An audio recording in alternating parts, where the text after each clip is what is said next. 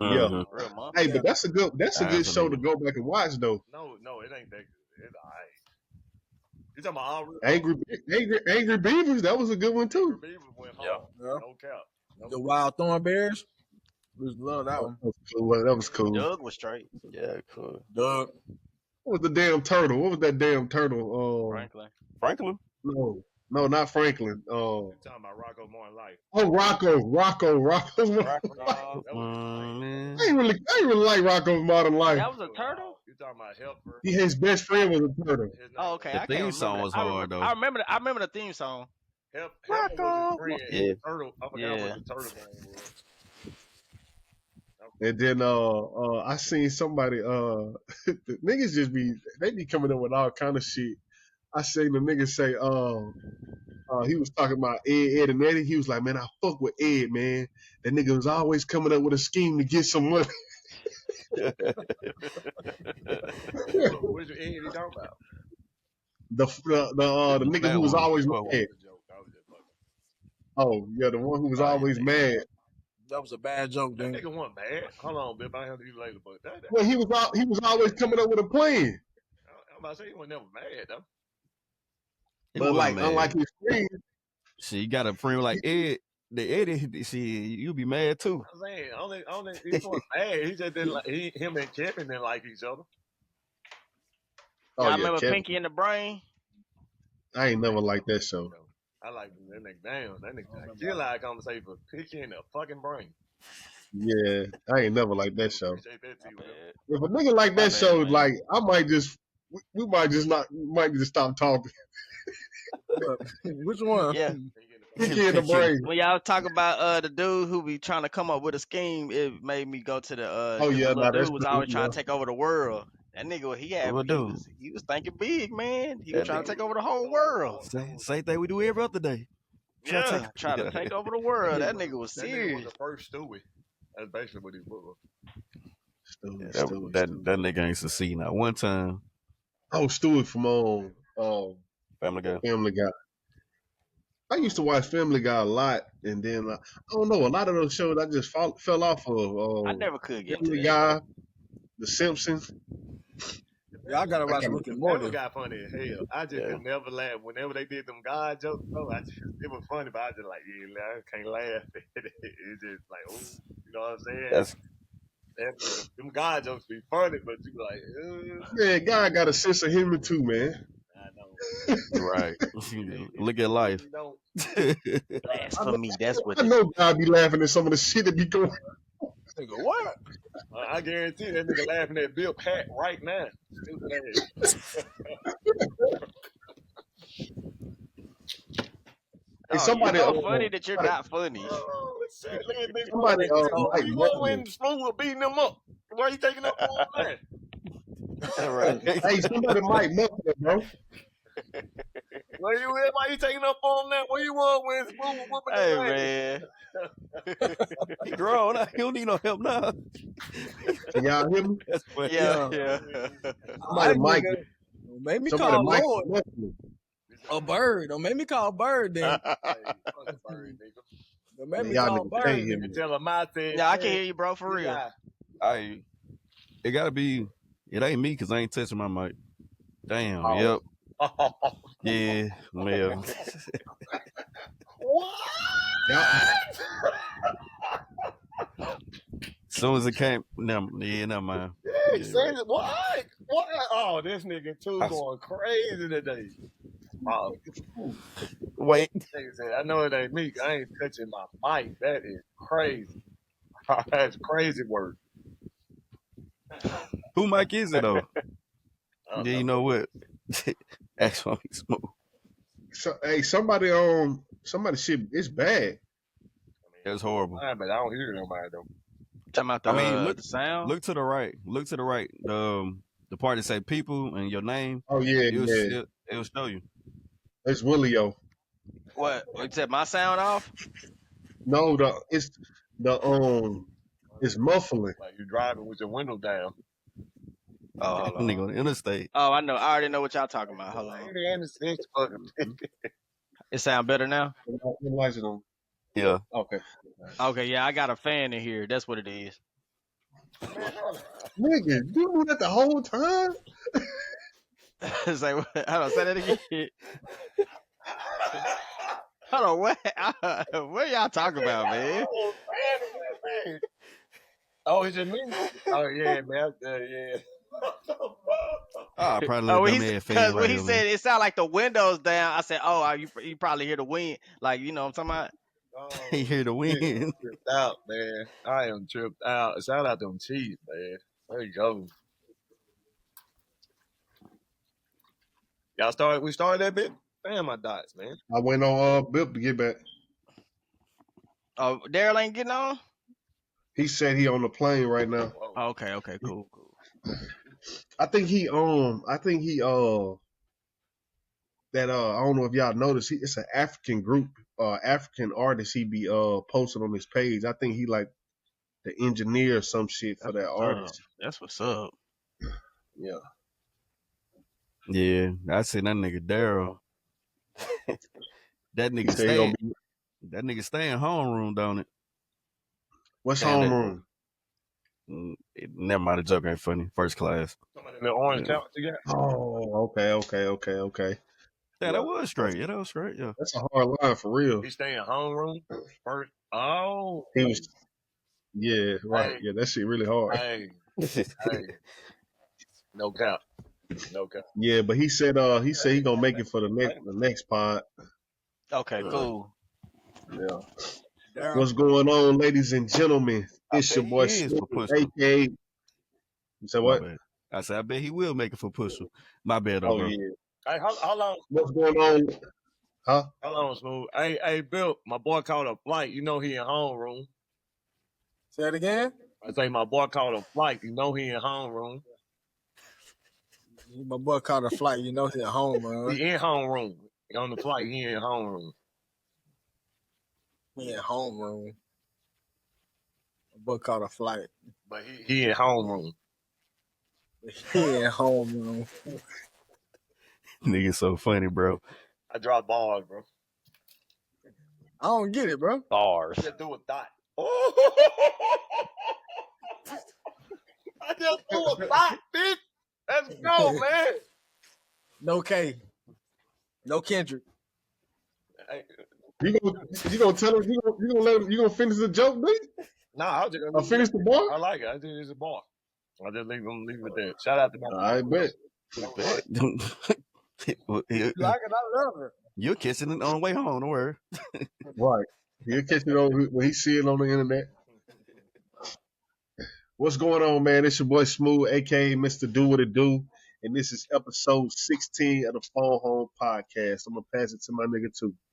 What's up, man? You know what it is. It's your boy 2 Nova. You know what I'm saying? HB Deezy, 211 Shouty. Damn, I fucked up. Hey, I'm passing my boy 3. Hey man, 3 guys, 3 83, not the number but the name. What's 80 plus 3? 83. Shout out my nigga Pat Mahomes. My nigga say we on the revenge tour this coming up here. Just want to say that. Watch the interview. Next. You hear me? Yes, sir. Shout out Threezy. Shout out Tuesday. Shout out Smooth. It is Jumaine, a.k.a. Commission Cowboy, a.k.a. Cowboy. Glad to be here, episode 16, baby. 16, baby. 16. 16, ain't enough. It is, man. It's your boy Terrell Tarantino, aka Terrell Wheels, aka T Wheels on the tank, aka the Car Blindada, aka the Iron Fist hitting you harder than ever. Coming at you, man. Shout out to the guys, man. We back. Shout out to the kid, man. Hey, Yes, Willie. Hey, that background, you been had that? Yeah, I've been had it for a while. I just took it down and yeah. That shit hard. Appreciate it, man. I had took all the yesterday, Smooth. CDs. He said he been had that shit since yesterday. No, I had it for a while. I just took it down. It's just a bunch of CDs I collected over the years, and I just made like a big old quilt out of it, basically. Yeah. that's dope, for real. Appreciate it, man. No. Oh man, you got Luda right there. That's the I see that. That's that. you got the red chicken light and district. beer Jeezy. Let him talk, D. Huh? Let talk. That's the first thing we got to get better at, nigga. What? Yeah. What y'all talking But there's a lot of stuff on here. I got Ludacris, Red Light District, Ludacris Chicken and Beer, of course, Jeezy the Inspiration, all the Carter, Lil Wayne's, Six on that Dedication too? 3, Hot Boys. What you say? Part of 6 on that too? No, I ain't got that one yet. Yeah, Hot Boys, all the Hot Boy albums, Chameleon, Michael Jackson, you know, everybody stuff that everybody love. T.I., Tupac, UGK, T Wheels up there somewhere, Talk to him. PSC, all that. Nipsey Hussle, Outkast, Drake. For those who say I don't like Drake, I got two. But Snoop, you know, just normal stuff. It's stuff everybody like. Ludacris back for the first time. Eminem, Boss Hogg, Slim Thugs, Bob Marley, Yeah, Bone Thugs. what's the two albums that's the same? That's the game. Probably T.I. Oh, probably T.I. Chopped and Screwed, Urban Legend, and then I got the regular version too. I like that CD so much I had to get that 2 times. It's by Crit. Yeah, oh yeah, yeah, he on here somewhere. Hold on. There you go, right there. I think that's that Justin Scott project. I think that's his name. I think that's what he titled it. Bun B. No, nigga, what are the 2 albums between Bun B and Crit? Hold on, Bun B. Yeah. Talking about this right here. Oh, the second row. How the fuck you see that, Smooth? Right here. Because they look alike. Yeah, the second. Yeah. To your right. Oh, these 2 right here. Oh, I see. Yeah. Oh, but yeah. So that's Bun B Trill, Chopped and Screwed, and then Bun B regular version. Oh, okay. Yeah, okay. and then Trill 1. Hold on, dang. I bought that album twice. I bought that album 3 times. Dang. I bought it once right here, then I bought a 3rd time Chopped and Screwed. That's crazy. Go platinum.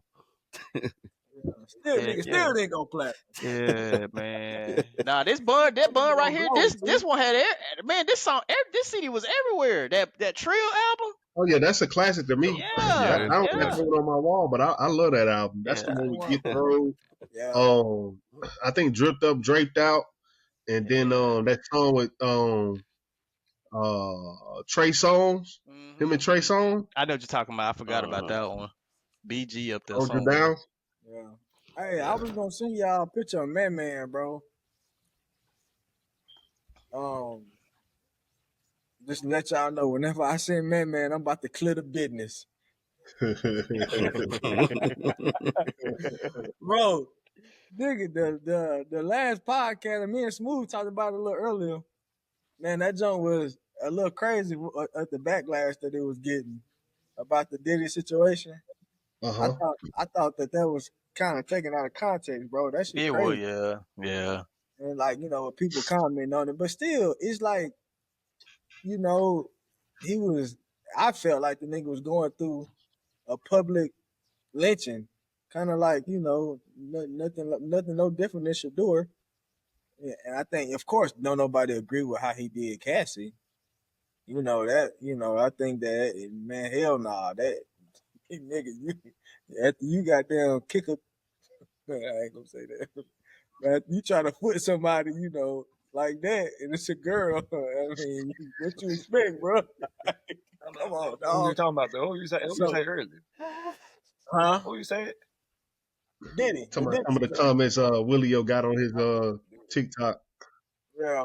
I don't know if you seen it. I didn't know who that was. Nah, it was just crazy. They was just taken out of context like that. But don't nobody agree with the cast and shit. It's just like, damn, bro. It's another like lynching of a black dude. Because there's never been about domestic violence. I think it's a layered topic. You know, I think that's what the system told you they didn't care about the domestic violence. Right. You know, hell, the society and the people around them told you that they didn't care about the domestic violence. Yeah, you know what I'm saying? The benefits they were getting from being around him and the power that he had was more important than the domestic violence at the time. You know what I'm saying? So now fast forward, you know, they brought that into play, but that ain't the things that he was charged with. He was charged with RICO.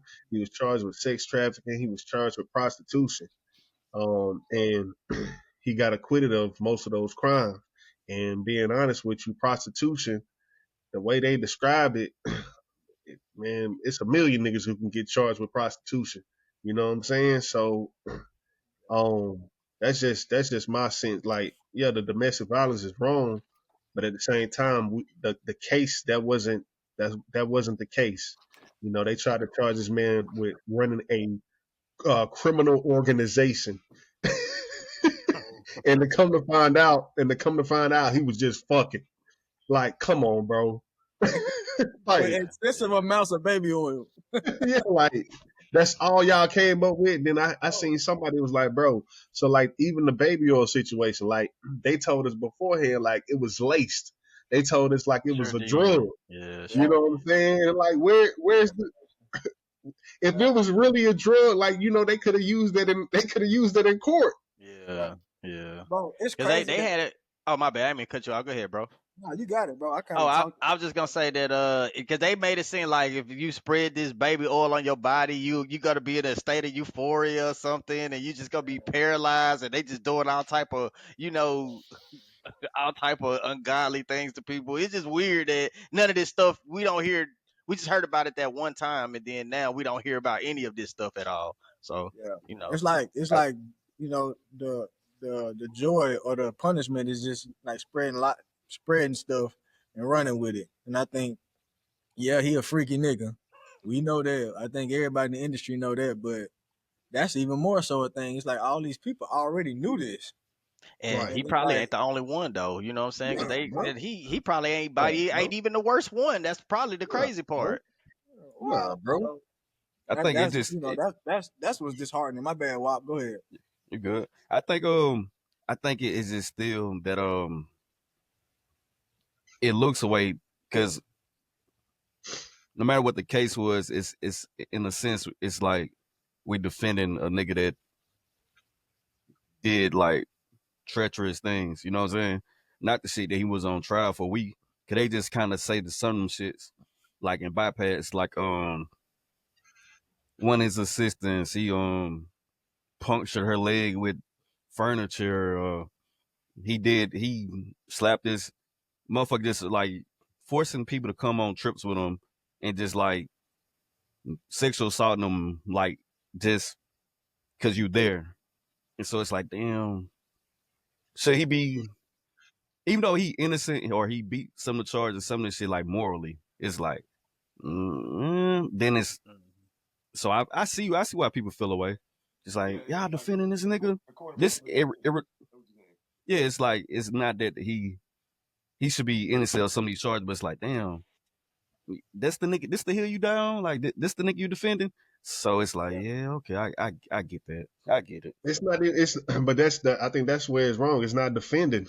We're not defending Diddy in no shape or form.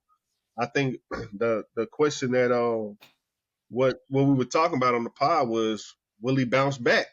You know what I'm saying? Can he bounce back from everything that happened? But I don't think we were necessarily defending him. Defending. I don't think. Yeah. No, yeah, we weren't. I don't think nobody defend him. Is this if you, how can I say this? You don't have to necessarily defend him, but you saying like, can he bounce back? Shit, probably hell yeah. But it's like, damn, you want this nigga? That's gonna get lost. That's the gray area that's gonna get lost every time because you gonna sound like you defend it, even if you're not. Because I know niggas don't nobody, you know what I'm saying, take up for that shit, but just that's how it gonna come across. Some subjects are so touchy or sensitive. It don't matter how you word it.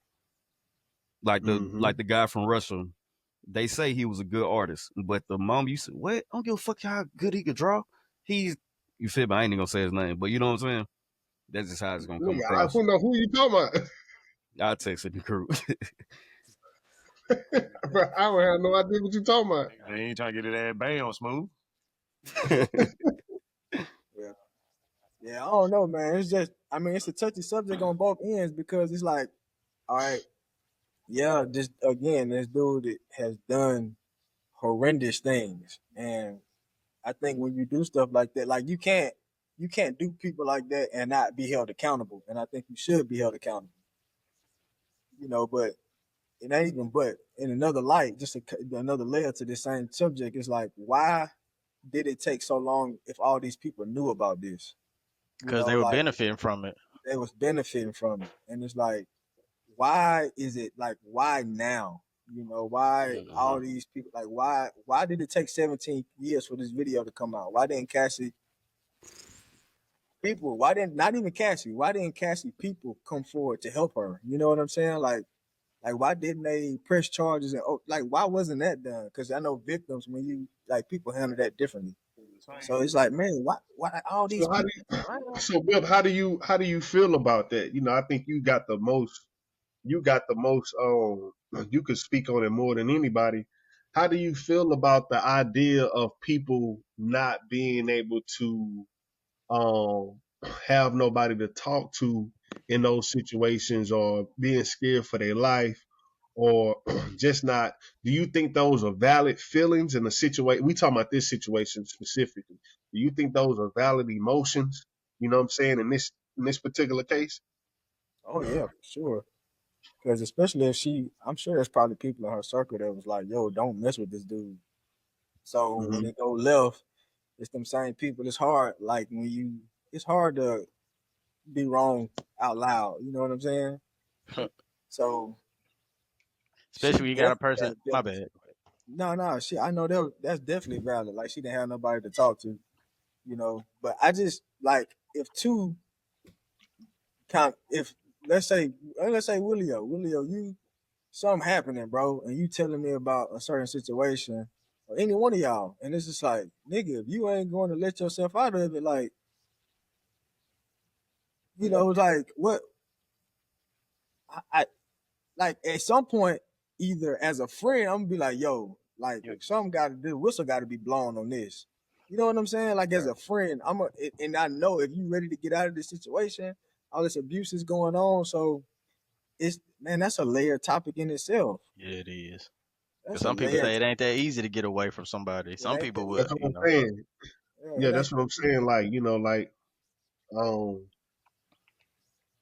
I don't know. It's just, I mean, yeah, I just feel like if you was that big of a villain, like how do you make it this far? And of course you got money, but at the same time, like, you know, like why does it take, you know, for what it's worth, the DeLeon situation, or I forgot the name of the company, but that's who he was associated, DeLeon and Ciroc. But why Mm-hmm. does it take for them to kind of be the lead in the situation versus I guess everybody else? And I think I'm kind of answering the question on my own. Is like, well, they're they have more power than him. You know what I'm resources. saying? And essentially, they can kind of like sway the public and sway the industry versus like y'all trying to come together and do it yourselves. So I think I kind of gave myself the answer. Yeah, yeah, yeah. I mean, I don't know, man. I ain't gonna lie. Situation. That's one reason I had to get out of social work. It wasn't for me. It was. My mindset is like totally different from like the dips and mental health and shit. It is, I mean, agree to disagree. We just stating opinions. I ain't saying I'm right. I ain't saying I'm wrong. But all I know, that that nigga didn't whoop your ass the first day y'all met. I mean, he did something that showed you a red flag. So I ain't saying it's your fault, but that's why I had to get out. Yeah, I see what you're saying. Like you said, but I think, man, that's even deeper though, because I Yeah. mean that's not even that. You don't even gotta relate that to domestic violence. You can just relate that to just being in a relationship. You know what I'm saying? And somebody showing you something once, and you kind of just like that, just giving it a blind eye, and then at some point, I think the love kind of outweigh you know all the everything else, and then like That's my pushback though. Is it the love or is it the benefit? well, in this The situation she benefit. benefited. I'm Yeah, saying the yeah, she benefit of it. benefited. Yeah. Like it's like payment to me. Like I mean, of course it ain't Lifestyle. no payment, but you know what I'm saying. Just I get my ass whooped, but I got Birkin bag. Yeah. I got the You gonna cry in this Altima, you gonna cry in this Maybach. yeah. Or it may even, and I'm not advocating for Diddy, but I'm just saying it may not always have been so bad all the time. You know what I'm saying? Like there could have been few, far in between instances where he just spazzed out, and you know what I'm saying, and it just got really really crazy on her. But then there may be again 8 months to a year where he these long stretches everything were okay, and of course they were doing what they were doing. But I'm saying we really don't know the full dynamic of the whole relationship. Maybe it wasn't always as bad, and she just saw the benefits. Oh, okay, maybe every once in a while, Sean get out of control, but for the most part, he treats me well. He yeah, I may not have my album, but he takes great care of me. I live just as well as these other people. So maybe it was one thing that weighed out for another for her, where she was okay to deal with some things. Just a theory though. That's crazy you say that, because that's why I'm telling you, that's why I got out of it, because I call that shit the Libra scale syndrome. Like I was just like, I don't got it documented. I'm just saying, like, I remember I used to talk to like people at work, and one of my friends, friend girls at the job, cause we kind of had the same mindset on it. She's a female, and it's just like, I'm getting knocked out, but I'm stepping out. You know what I'm saying? Like, you know what I'm saying? He doing me wrong, but I look right, type shit. You know what I'm saying? So which one would you rather have? Like you said, would you rather car in this Maybach or Altima? So that's why I say I kind of, that's why I leave the domestic violence shit alone. I don't really like speaking on it, because I mean, don't get me wrong, every kid is good on the first day of school, but about that second and third, about the third and fourth day, you know what kid you're dealing with. That's a great analogy. Just being honest, bro.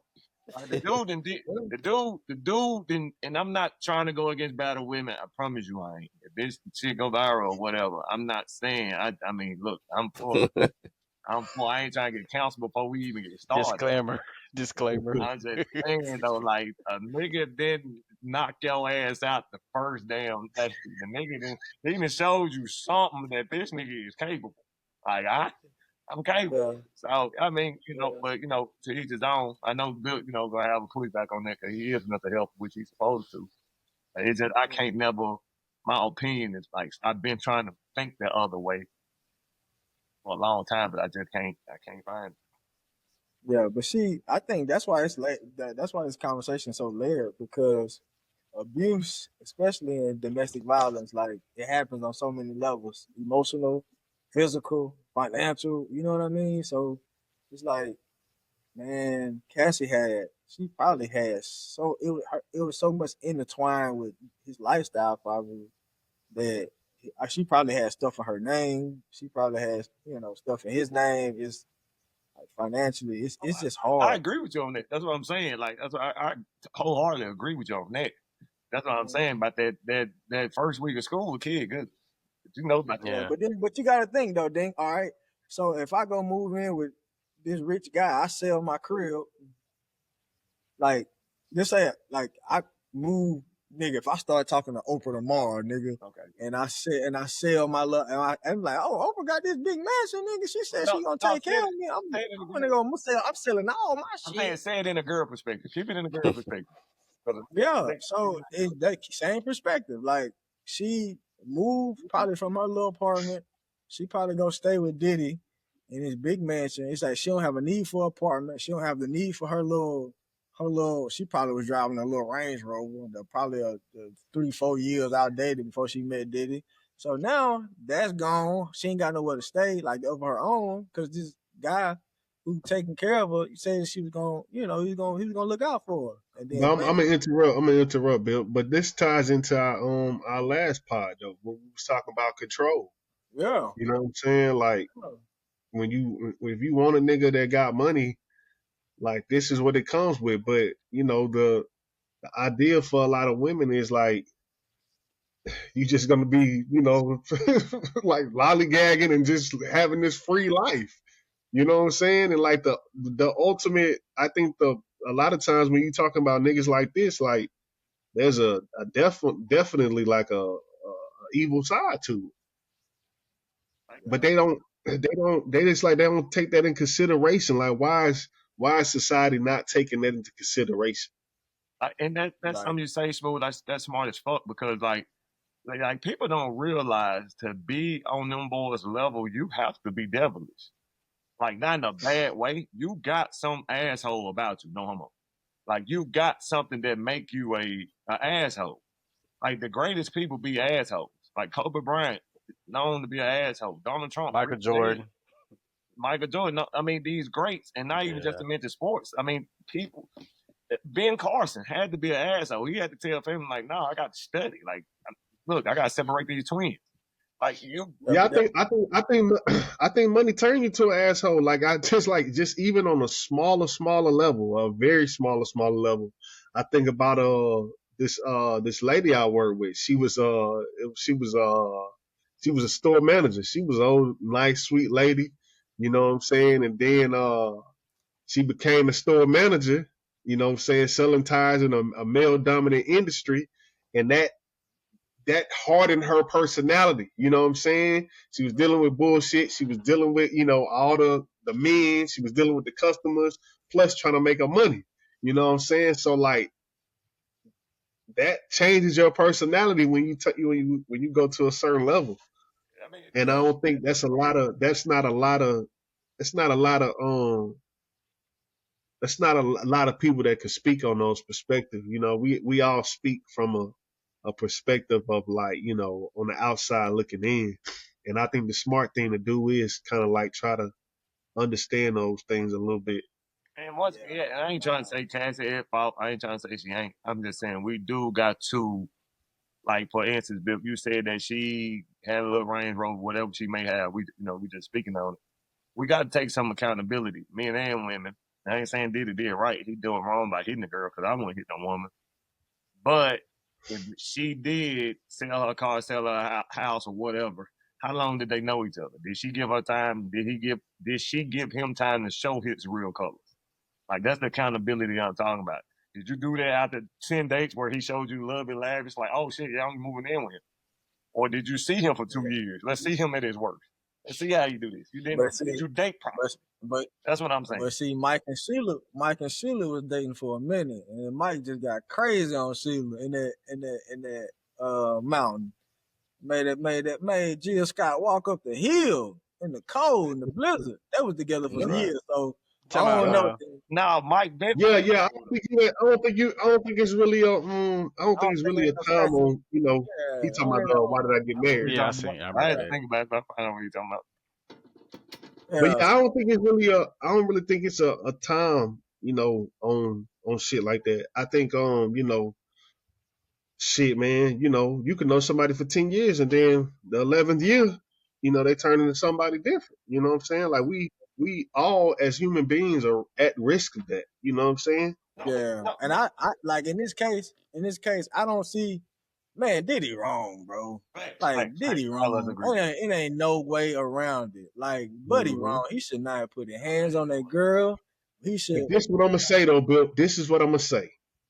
Diddy is wrong. But at what cost as black men is there, like, are we fighting against a bigger cause? Yeah, explain that. What you mean? So yeah, Diddy's wrong, but at the same time, the system like knows that like we can humiliate this nigga, get rid of him, but we know he was trying to do something different, like the Bill Cosby shit. Yeah. So they say. Yeah, for sure. So like you publicly humiliate us, our people, as us, we disown our people, and it's back to regular scheduled programming. Yeah. It's like, so like at what cost do us as black people, and this is hypothetically, say nah, we're not gonna disown them, we're not gonna cancel them, we're gonna stand behind them still. Well, he got some of his people. What you say, T-Will? I was just say I'm sure he do got those supporters that's gonna stand by him regardless of whatever the case may be. I even heard they was talking about how he had people that was coming up to the court, just like regular people, just really just sticking by him. So it's always gonna be, it's always gonna be a group of people that's gonna stand by you. I think, but when it's so much power involved, where people have access to the media, or they have the power to, I guess propaganda Control. or Yeah. sway people in the media, it makes it a little more difficult than for us Yeah. to say we ain't throwing them away, but the media is so powerful they can damn near twist your mind up to where you don't even realize you throwing them away. You know what I'm saying? Like until you done threw them away. That's That's a very important yeah. statement, bro. So That's a that's very kind of how I important see it. statement, bro. Yeah, That's very important. And I kind of feel like that about Bill Cosby. Like, you know what I'm saying? Like they gave that nigga, he got free. He got out of jail. And it's like, ever since he got out of jail, like Bill Cosby is not the nigga that he once was in our community. But he was America's dad for the last 40 years. You know what I'm saying? Up until the 45th year was when this stuff came out, and now like I remember seeing this guy with the Jello pudding. He was the most wholesome guy ever. Like you see what I'm saying? Like this is like he's Yeah. basically part of your childhood. You feel me? Like, yeah, But and now it's like where we don't even hear about him no more. We don't see him. if I He's was like if we I, if I was intervene on what Smooth said, I don't think that it's not that we don't stand by our people. I think that one thing we got to realize. Would you raise your hand, Bill? Nah, I'm just scratching. Go ahead. Hey, I thought you were saying my bad. Looking at it. But nah, I think it's damn, lost my train of thought. So you were saying that we disown our people. I don't think the media is like stating our opinion on them. I don't think it's like us saying we disown them. I think like y'all said, the media is they more to the white, you know, getting like, hey, look, this nigga acting up. Don't go that way. This is how black people are, or whatever, whatever, whatever. So I don't think it's just necessarily us, because the way we still cheer for R. Kelly is crazy. And I still bump some kills. I ain't gonna lie to you. Don't counsel me. So I it's don't hard think not it's to just. sometimes. So I ain't gonna say we just disown people. I like one of y'all was saying earlier. I think Diddy still can bounce back, especially as far as our people. I don't think we really give a hell that much. It's just when you got certain people, and the problem is in what he was trying to change. The people that's in power are the white people. So when the white people do wrong, we're not gonna embarrass them as much because I'm Fox Sports, I'm ESPN, I'm CNN. They own that. So Yeah, You don't it's have the like resources to like do it. why the same thing we think? Why would we go against our yeah. own people? So I kind of get it, but it ain't. I don't think that we. I think Yeah, go ahead. Yeah, because I don't think we just disown our people. I just think, like you said, you see the media. I don't think it's like black people just saying, yeah, yeah. Like, nah, I don't think we doing it. yeah.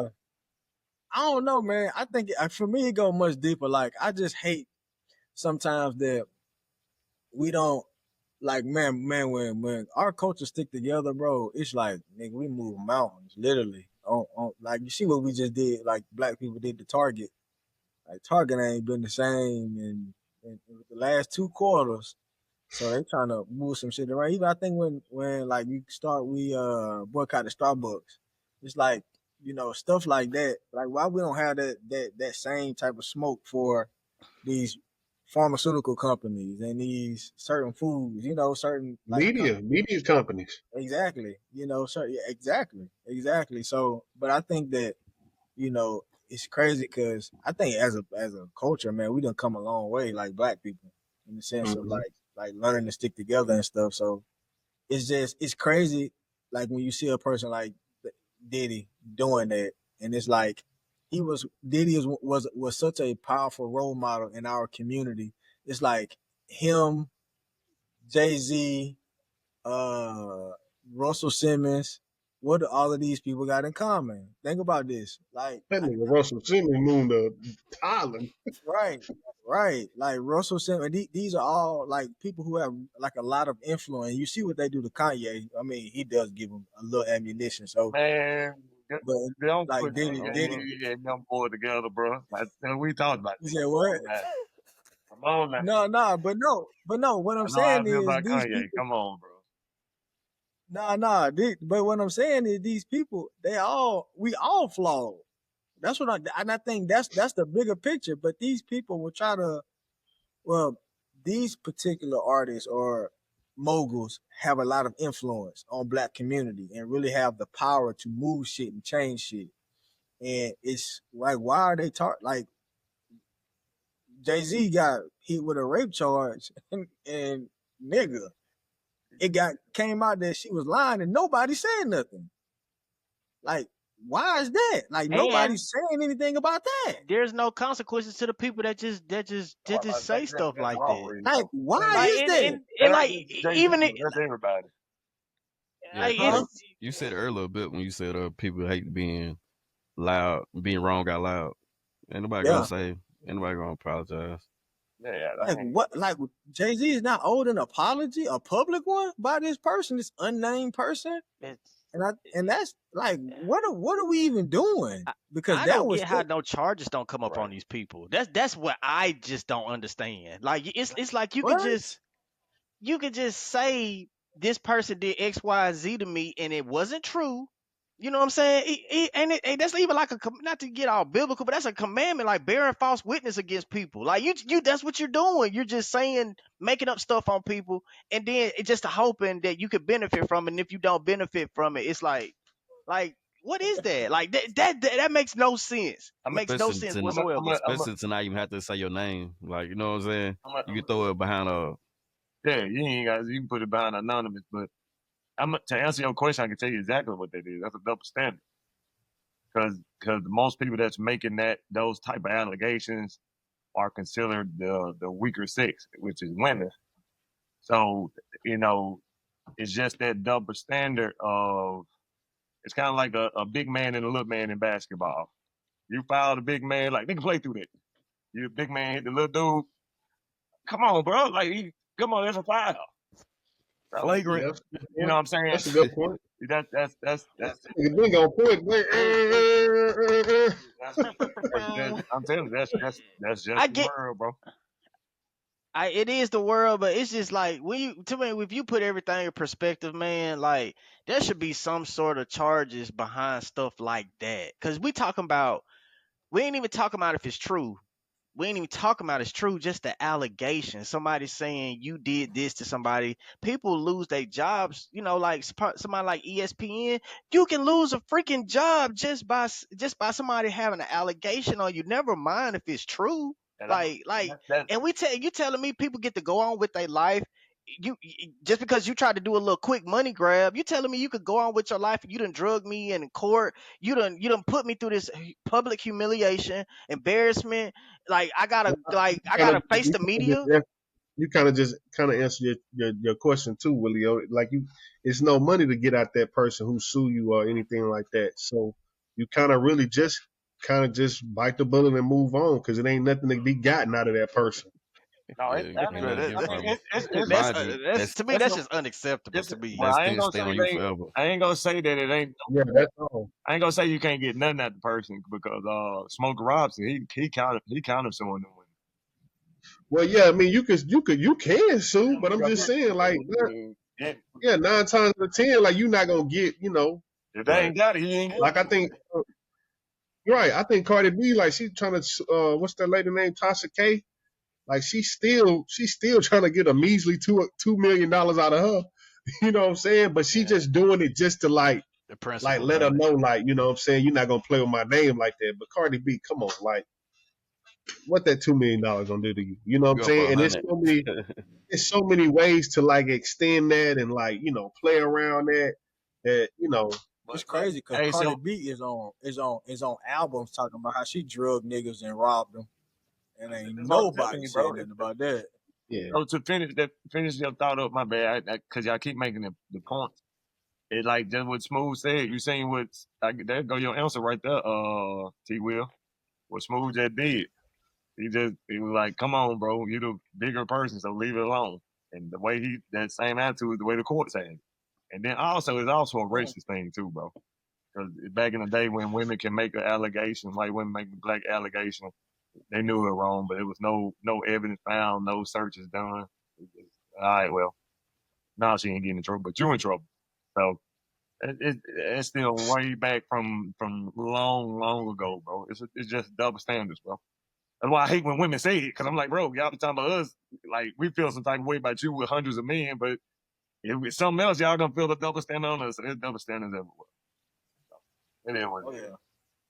Yeah, keep your nose clean, especially if you're rich, basically. Yeah. Nigga, but no, that's the point, Dink.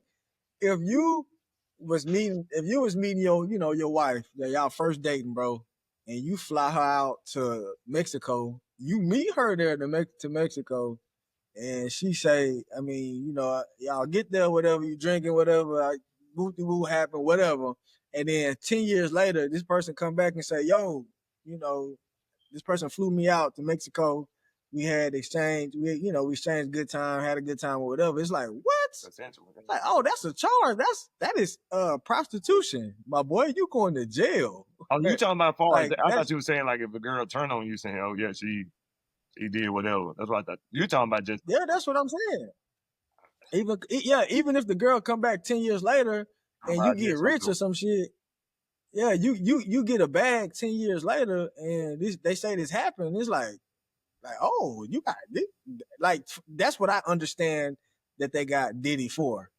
And like, maybe I'm wrong in how I'm interpreting this, but that's what I think about what the charges are: prostitution, trafficking, prostitution, something like that. And it's like, dang, bro, like, man, he really is on camera beating up a girl, and y'all did. Come on, I mean, it's just like what he on camera beating up a girl, bro. And y'all talking about prostitution? Man, look, man. I think that might have had reached statute of limitations. I believe. Yeah, I believe so. I don't know. That's wild to me though. But like I always say, it is what it is, bro. Keep your nose clean. I mean, that's what more can you do? You see what I'm saying? Like I always say, it is what it is. It's like I was saying, fuck it. Diabolical. I mean, clear the business. It is what it is, my nigga. Can't change it. Can't change it. But that's a deeper issue. It's like, again, that goes back to the double standard with like guys also, right? I ain't defending Diddy at all in this case. So I'm talking about just guys being able to speak and like the stigma around guys just talking and being able to have certain privileges in that way. Like, it's like Ding said, you the bigger person, so play through it. But it's like, that's why the suicide rate is so high nowadays, with men, and they telling them to play through it. And it's like, men ain't no human is built like that. Yeah. Right. Like no human is built to play through it all the time, bro. You need to talk. You need to express. You need healing. You need some like therapy. Don't have to just be sitting down talking to a counselor. Like hooping with your homeboys, that's therapy. You know what I'm saying? Like, well, it just depends. You might get hooping with y'all niggas. See, that shit be traumatic in itself. Nigga need therapy. Bro, nigga, a sidebar. I remember that nigga Eddie told me I had broke out real bad. That nigga Eddie told me, but Bill, your face look like a star crunch. Nigga, that joke still stuck with me. Bro, do you know how insecure how insecure I was because this nigga told me my face is like a star crunch in 2009, nigga? Dang, boy. Hey. Bro, Cause you can see like the little bumps coming on the little chocolate. Hey, I had to think about it for a second. Bro, I wanted to fight Eddie so bad, but it was no fight a nigga that's 220 pounds. Gonna have some more bumps on your face, boy. Right. Well, you was gonna be looking around with an Easter egg on your head, chocolate Easter egg. Oh my God. Nah, bro. But I just think that, again, how they talk about like men and like to sit up and play through it. That's and didn't need he Tyrese. definitely need to be taught. He needs some help, man. That dude needs some help. But he needs to be held accountable too. And I think nobody in our community talks about that. Like that it's just the counsel part. It's like, well, God says again, you help your brother through it. You don't just discard him. Yeah. You know what I'm saying? Yeah. So that's a layered conversation, man. Yeah, I hate it. I hate it for him. He definitely should be held accountable, but he also shouldn't be thrown to the wayside either. And maybe because of the lifestyle he has been afforded to live, again, benefits, where he was able to do certain things. Because this, I'm sure this ain't the first girl that he was doing stuff, like that too. You know what I'm saying? So, Nigga, did you see J-Lo in the North? I know he ain't do that to J-Lo. and he probably knew he can pull who Did he you can see pull J-Lo stuff in on the too. North? Who was you? tell me this though, Bill. See, we talking about what you what you think about old girl that not well, I don't know how to pronounce her name, but the tennis player. What about her? You seen the video of her being like sad and stuff, something about being negative on herself. What happened? She was what's her name? Let me get her name. What's that girl name, Smooth? What Naomi? happened? That girl Naomi. Is it Naomi? Oh yeah. I wanted to talk about that. Oh, Yeah, I mean that's kind of I asked Bill what you think since we kind of in that rant. yeah, right. Right. Yeah, you know who that is, Bill? Naomi talking about old girl Corday was dating. Yeah, What about her? What's happening to her? yeah. So let me kind She got on viral. yeah, Naomi. Go ahead. Yeah, Naomi. Sokka.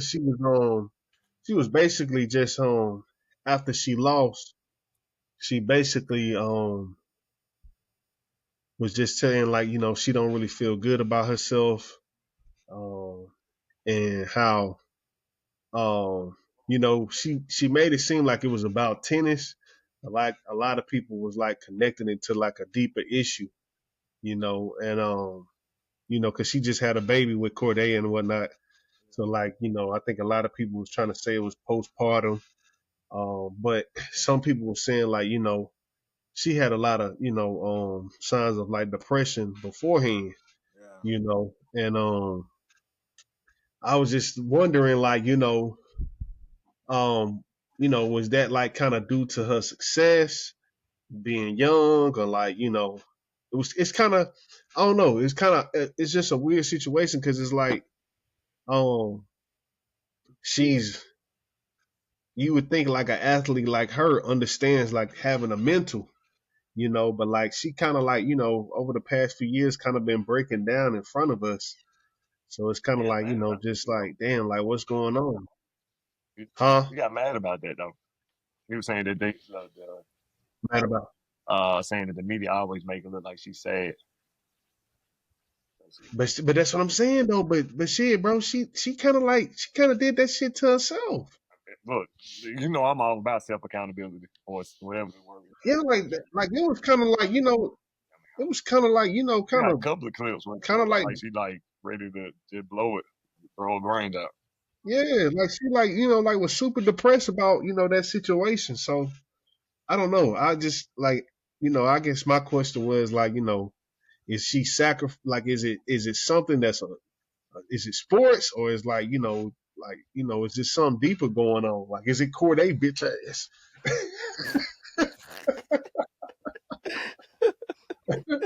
And I mean, how does that make him feel? You know what I'm saying? Like, how does that make Corday feel? Seriously. Has she come out and said anything, or has it just been the media?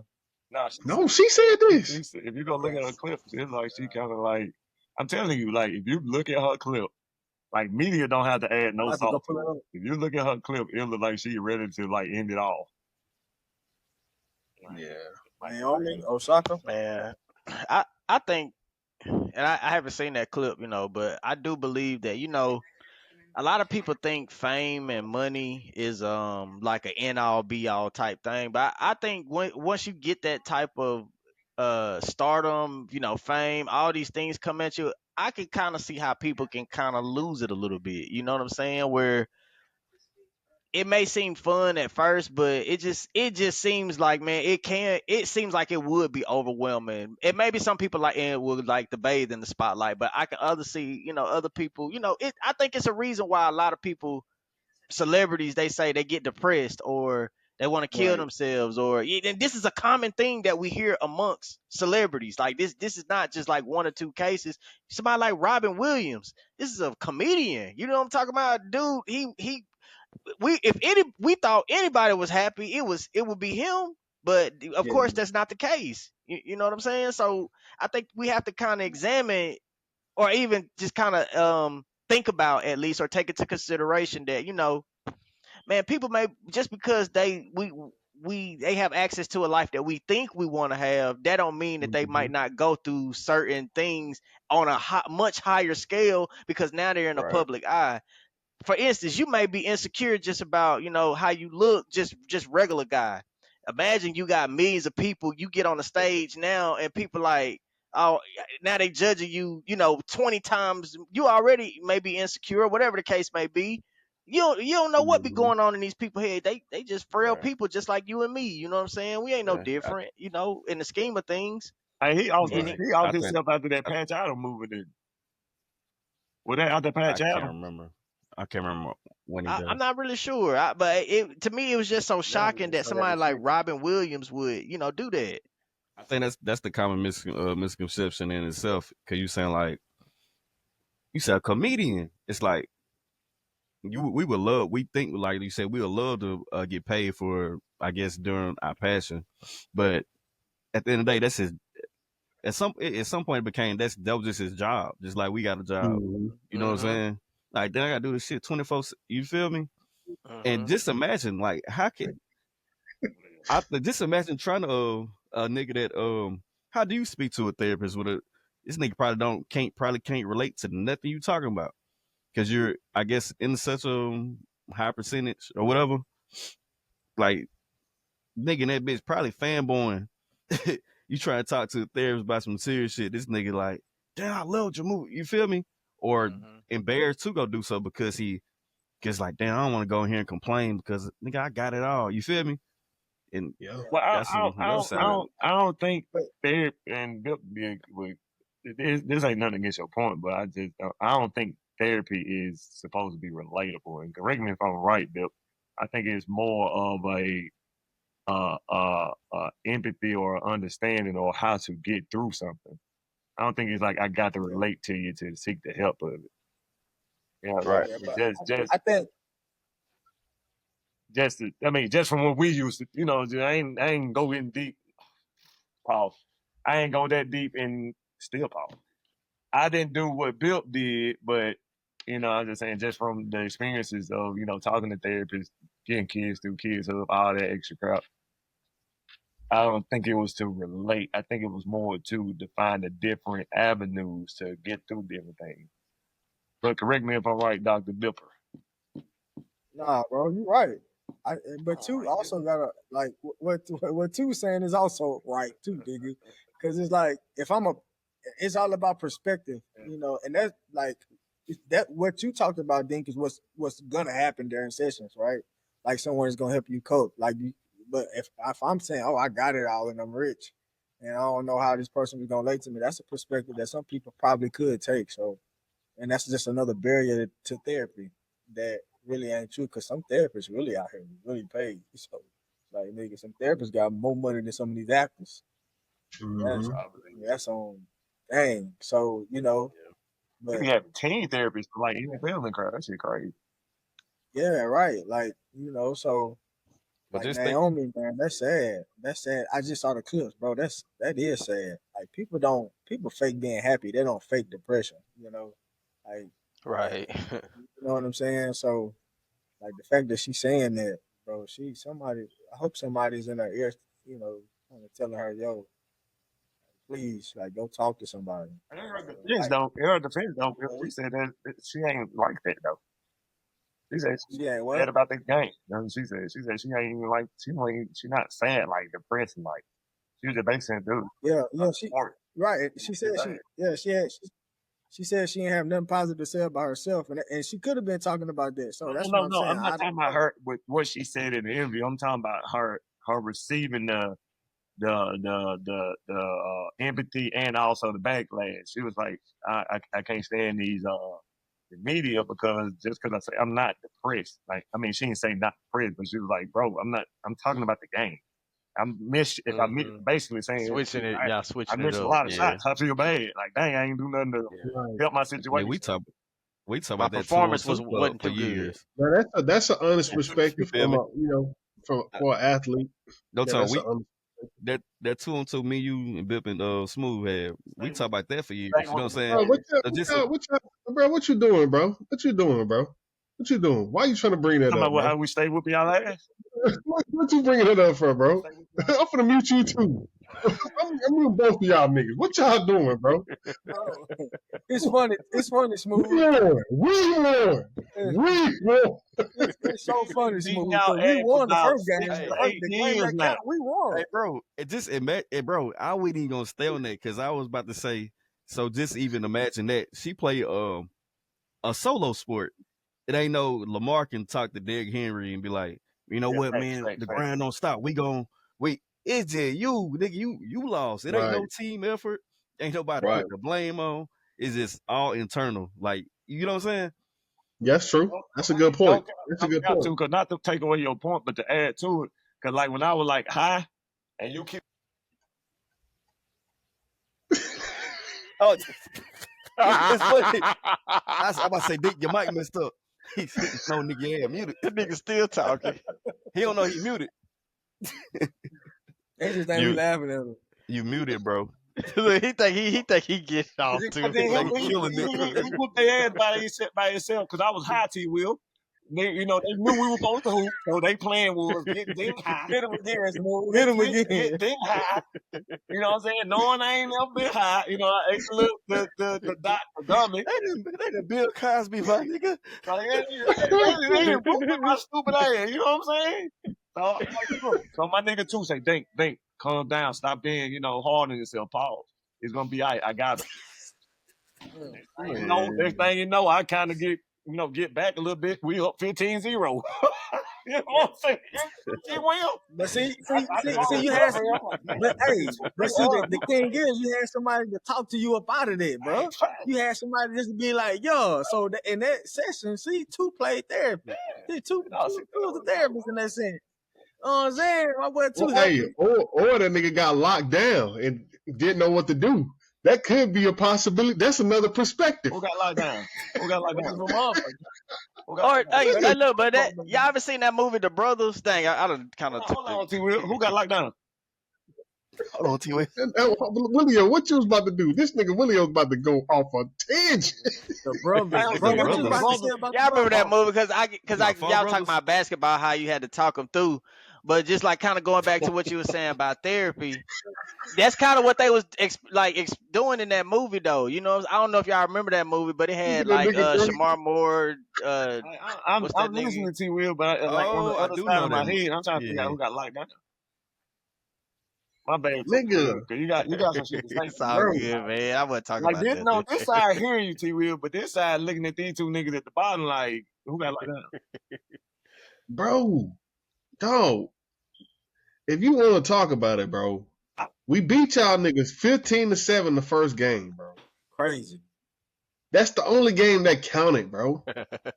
We ran it back. We don't play basketball, bro. We ran it back on these boys just because. We gave them a shot, bro. We gave them boys another shot, bro. Wait, 15 I don't think it was 15-7. We lost. I don't think it was 15-7, bro.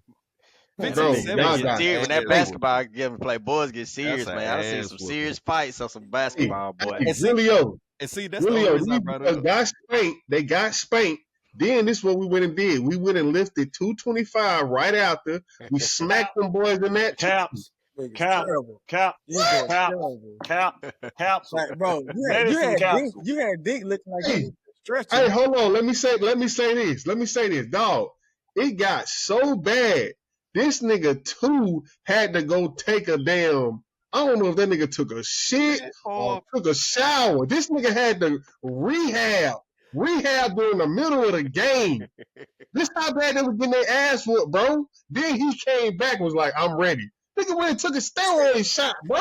Come on, man. He 12 That's shots in hilarious. the middle of the game, bro. Are you Boy. The serious? middle of the game, Willie, yo. Hey, That's bro, wild. like, It was hey, after the game, bro. T Will. I'm I listening. know. But I'm that's a listening. funny story, though. What's so crazy is what they saying is true. We lost and went to take some damn Space Jam water. I don't know what the fuck he did. But, all I know is that He drank some Space Jam water. Oh, That's a good one. So he came back ready. Hey, that nigga Hey, came Dick was back out of like it. Nigga was out of it. And then your damn brother was getting his ass dunked on every fucking play. Oh my goodness. I'm just saying, man, we lost the first game, but we weren't going in there just playing one game. It was a series. Come on, bro. Yeah. Hey, so Then why when we we ain't go won to the three? series, Why we ain't go to three? Why we ain't go to three?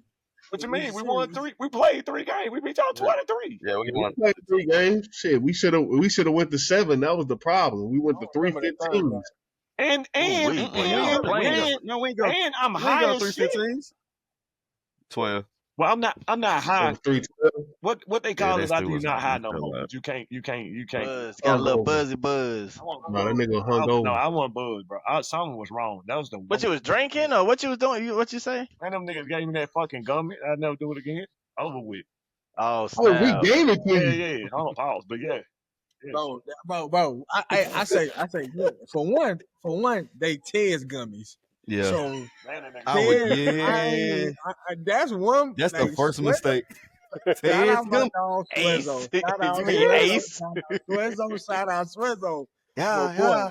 if Swezzo say he got the gummies, Yeah. bro, that's why I say, Dink, take a little piece. Man, I ain't got to worry about it no more. Oh Yeah, yeah, but hey, yeah, that's the wrong attitude to have right there. I can see him doing that too. I'm like, all right, bro. I'm like, bro, them probably ain't the ones right there. See him doing that. Threes and Hey, bro. Hey, look, bro. Listen, when somebody telling a story, we gotta let them tell it, bro, because the audio be fucked up on the playback. bro. Oh, I'm just okay. listening. Shit. So threes and pop that thing. He pop it. He over there chilling. Man, I look over there 20 minutes later, my boy on the floor, dying, laughing at the hardest he'd ever laughed. Him and who else was Tez was on the ground Yeah. laughing at him. Bro, I'm like, damn, bro, this nigga really tripping. Like, I thought you was done. I thought you was done tripping. Man, we get downtown Orlando. Dink walk around like, man, we got to get up out of here, man. Somebody, look, bro, they're probably about to start shooting. We like, Dink, They didn't even say, defend hey, his part. like Dink, like, bro, I think they probably gonna start shooting out here tonight. Like, I'm like, Dink, bro, it's people walking around in bikinis. It's like, it's the bar right there, the club. Like, Dink, what you talking about, bro? It ain't safe. Nigga, he walked around for 2 hours saying the same thing.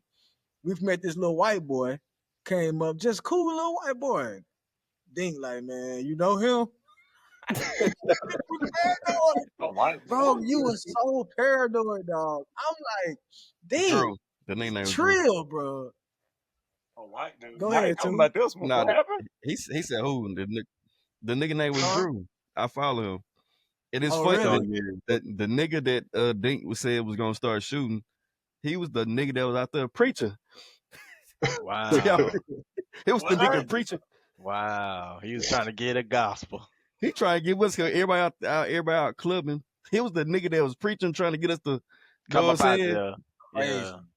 He gonna start Crazy. shooting. Man, like, hey, I ain't gonna lie. Like, I remember the shit y'all saying, some of it, but like some of it still kind of skewed. Like, it's crazy though, because only reason I remember me cracking up with Ted, it was Ted, because of the video. But I remember Yeah. dying. I remember like joking or some shit. Then I do remember, like I remember tidbits. It was like one, because after I took that shit, I was cracking up with Trip chilling. And then we went out there.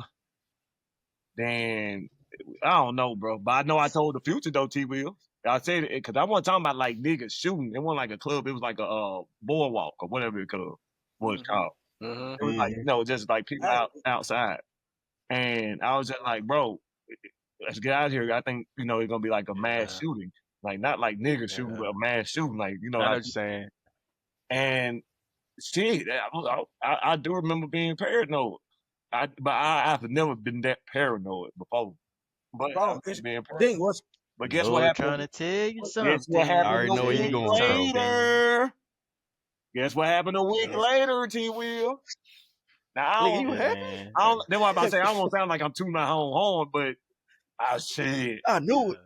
Nah, but them intuition, them little intuition hunches, man, they be real, man. I think police officers, that's really what they go off of a lot of times. They have a certain hunch about certain things, and of course, if things just don't look right, it's sometimes stuff be common sense, but man, them intuition things, man, they be real, man. A lot of times we just try to ignore, intuition, no racism, no stereotypes. Hey, it kind of Right, what a I'm real just saying, Mike just sometimes you can feel things niggas before only they got a happen. hunch when them people only got a hunch when it involve somebody that look like us. Right. Them niggas got chat GPT. They lying. I got a hunch. That's the hunch they get.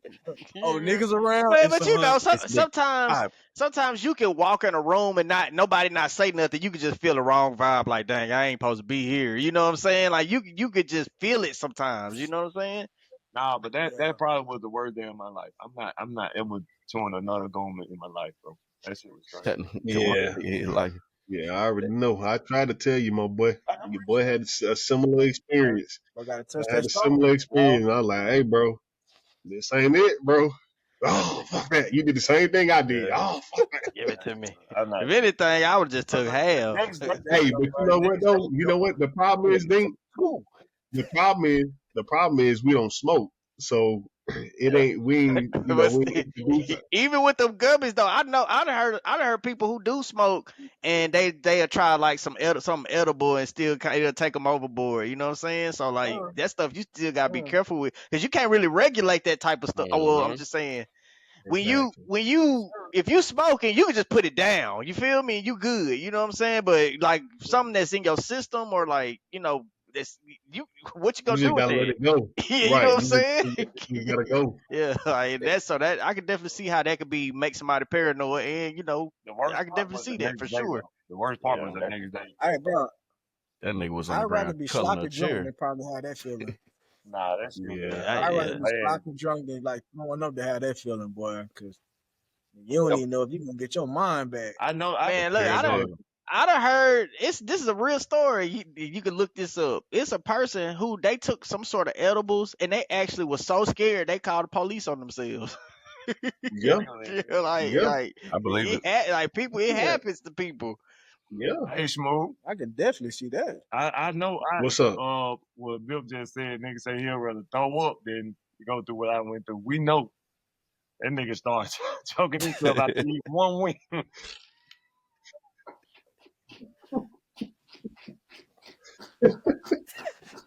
Yeah, that's definitely built. Get me back to Gulfport. That nigga said, "Oh my god, I can't eat a wing. I got this job." Man, my body can't take that stuff, bro. Nigga start going to the bathroom like a model and threw up on purpose. That's crazy. Ain't one fucking wing, too. What? You ain't gonna die, bro. You had like stomach stuff though, didn't you one time? Yeah. Man, Hey, they used to be. Hey, look, that was his song in college. Crown and wings, crown and wings, crown and wings. That's all he used to say. He used to go That's down. crazy. That nigga been can't eat chicken out there, man. I sure had me another 2020. Used to be chicken man. Chicken man, bro. Them wings, all that stuff, bro. That stuff was good though, but it ain't no good for you. Speaking of wings, man, it's crazy that they say that black family reunions are declining. They are down 47% since 1997. Why is that? Why y'all think that? Hey, man. Since 1997? Since 1997, black family reunions are down 47%. Man, niggas kind of what happens to the elders when they pass and the family issue stays? And can the tradition be saved? Or is it going to have to be another era? Niggas can't afford them high ass ribs, bro. Eggs, fucking barbecue sauce. Man, I can't. Bro, inflation getting at niggas, bro. You think that's what it is for real? I don't. Not, Nah, I don't think that was nah. true. I find. Let me piggyback off of that because No pun intended.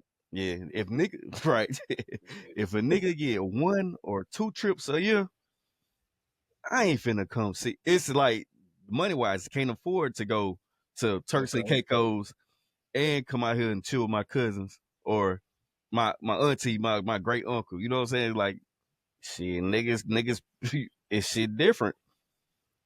Okay, I think that's a so. perspective. Okay. What you But think, then Sean? first thing niggas say, somebody pass away in the Shit, family, on my dog. We field. gotta find a way to get together outside of this. That's all I be type of stuff that you hear. You know what I'm saying? You should. Mm-hmm. Most niggas start saying it shouldn't take a funeral to bring family together. That's the first thing you hear niggas say. You know what I'm saying? But So what's your perspective? whatever, you I know. think What's your perspective though? Why you think? That's what I'm saying. I think my perspective is I think I could speak on this. I could speak on it pretty Hey, Smooth. Hold on. widespread. Hold on. Let me write my shit down because we always be thinking alike. I think that's why we always be arguing. So let me write down for when I say, I want you to say, oh, man, you always saying that's my point when you say something. Let me write my shit down. Oh, you say it. All right, go, bro. Well, I think for me, just from my family's perspective, I don't think I think people take stuff serious when it's too late. And I think that does go back to the funerals and the huge celebrations. Like I even said it in one of my songs. Like I said, I don't want love and celebration or devastation. I just want communication, that everyday shit. So what I meant by that is like, I want to stay in touch. You know what I'm saying? I want to do the family reunions, but it seems like people get so out of touch and relationships become out of sight, out of mind, that they don't value family reunions, and they don't value quality time in general unless it's a huge celebration or somebody passing. And then when you talk about it's not our fault. For the future is our fault, but for previous generations, I think they took a lot of stuff for granted. You know what I'm saying? And they didn't know how to use their time. Work was way more important and all this type of stuff. And then I think the relationships and the families, like whether people got bad blood or not, it extends over into the kids. So now you and they kids are not close. The grandparents and the cousins are not close. And then y'all meet up at the funeral when that person passed away. And it's like, nigga, my friends are more valuable than the family because y'all didn't teach that. Right. You know what I'm saying? That was supposed to be installed. If it was important to you, you would have made sure it was installed. And then when it gets close to the end, now you want it to be important to me. It's too late. Yeah. It's too late. So that's why I think like the family reunion thing, and then for our age, I think like social media and like all that kind of like disconnected us from family reunions and stuff. Having to see each other in person because we can't communicate so much over the phone or in group message and social media. It ain't as valuable. Right. And just kind of extending off that, I remember this like past Christmas, me and my dad had went. We was just riding our bikes. Well, I was riding his bike in the trail. We was just ride bikes and stuff like that. And we had ended up at this park, and I had looked up at the park. I seen everybody at the park with their phone, like looking down like this. And it just dawned on me, like, dang, man, we so disconnected. Like you got your family time at the park now. You got a group of family. They not really interacting with each other. They just on their phone, like just scrolling. I was like, to me, that was kind of an indication that social media is kind of like distancing it, or it's kind of, it may be somewhat putting a wedge in just how you normally interact with just your everyday family. You know what I'm saying? And I kind of noticed that too. I was like, dang, it's crazy how I seen a whole family just sitting under the tree, but they wasn't talking to each other. They wasn't interacting with each other. They all 4 or 5 people had their phone and they was just looking and scrolling. I was like, dang, that's crazy. Like, what's the point of even being out here? You know what I'm saying? But just, I think that's true that social media kind of split us up a little bit, or at least put a small wedge to where we kind of distance ourselves from our family naturally. You know what I'm saying? Yeah, I I think think that social media, that social media component disconnected us, and then like the family beef and bad blood disconnected them. So like it's all like just kind of like Butterfly Right. effect. And it man, kind I of think. cause go ahead, Go but ahead. My bad. My bad. I feel like social media could kind of cause it, in the same essence that it like separates you from your family, it kind of could put you in a niche of, you find your own tribe online. Cause like I know like your algorithm, my algorithm probably different than your da da da. So it just it make you feel more seen in a sense. So then it's just that just make us go further and further apart. Yeah. But see, that's how I say, Bill. That makes sense. community. That makes sense. Yeah. Mm-hmm. Yeah, Yeah. your own community. But I think migration and like, of course, social media and internet got a lot to do with this too. But I just think migration, like, back in the '90s, you had all the family, everybody in the family stayed in, California, right? They weren't moving. So now you got people moving to Texas. You got people migrating to different parts of the world, and then of course inflation hitting. Now it's like, yo, I do gotta choose. Like, I can't keep. If I'm gonna take my kids to Disney this year, I can't make it to that family Uh-huh. reunion in September if I'm going to take my kids to Disney in July. So I think migration, I think inflation, and I think just, like y'all saying, it's all like the butterfly effect. You know what I'm saying? It's all connected, all in the same web. Because again, what somebody said, kind of the isolation piece.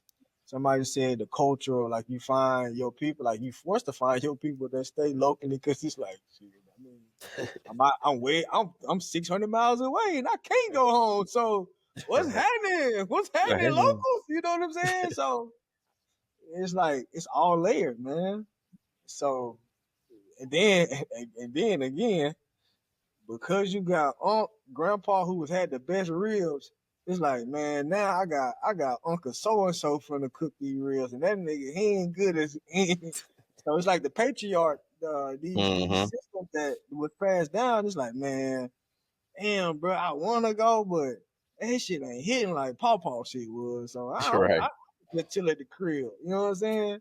And you ain't even give me a reason to spend $1,000 for a weekend to come see you, bro. The reel's bad. So Who gonna I'm bring the all grill out here?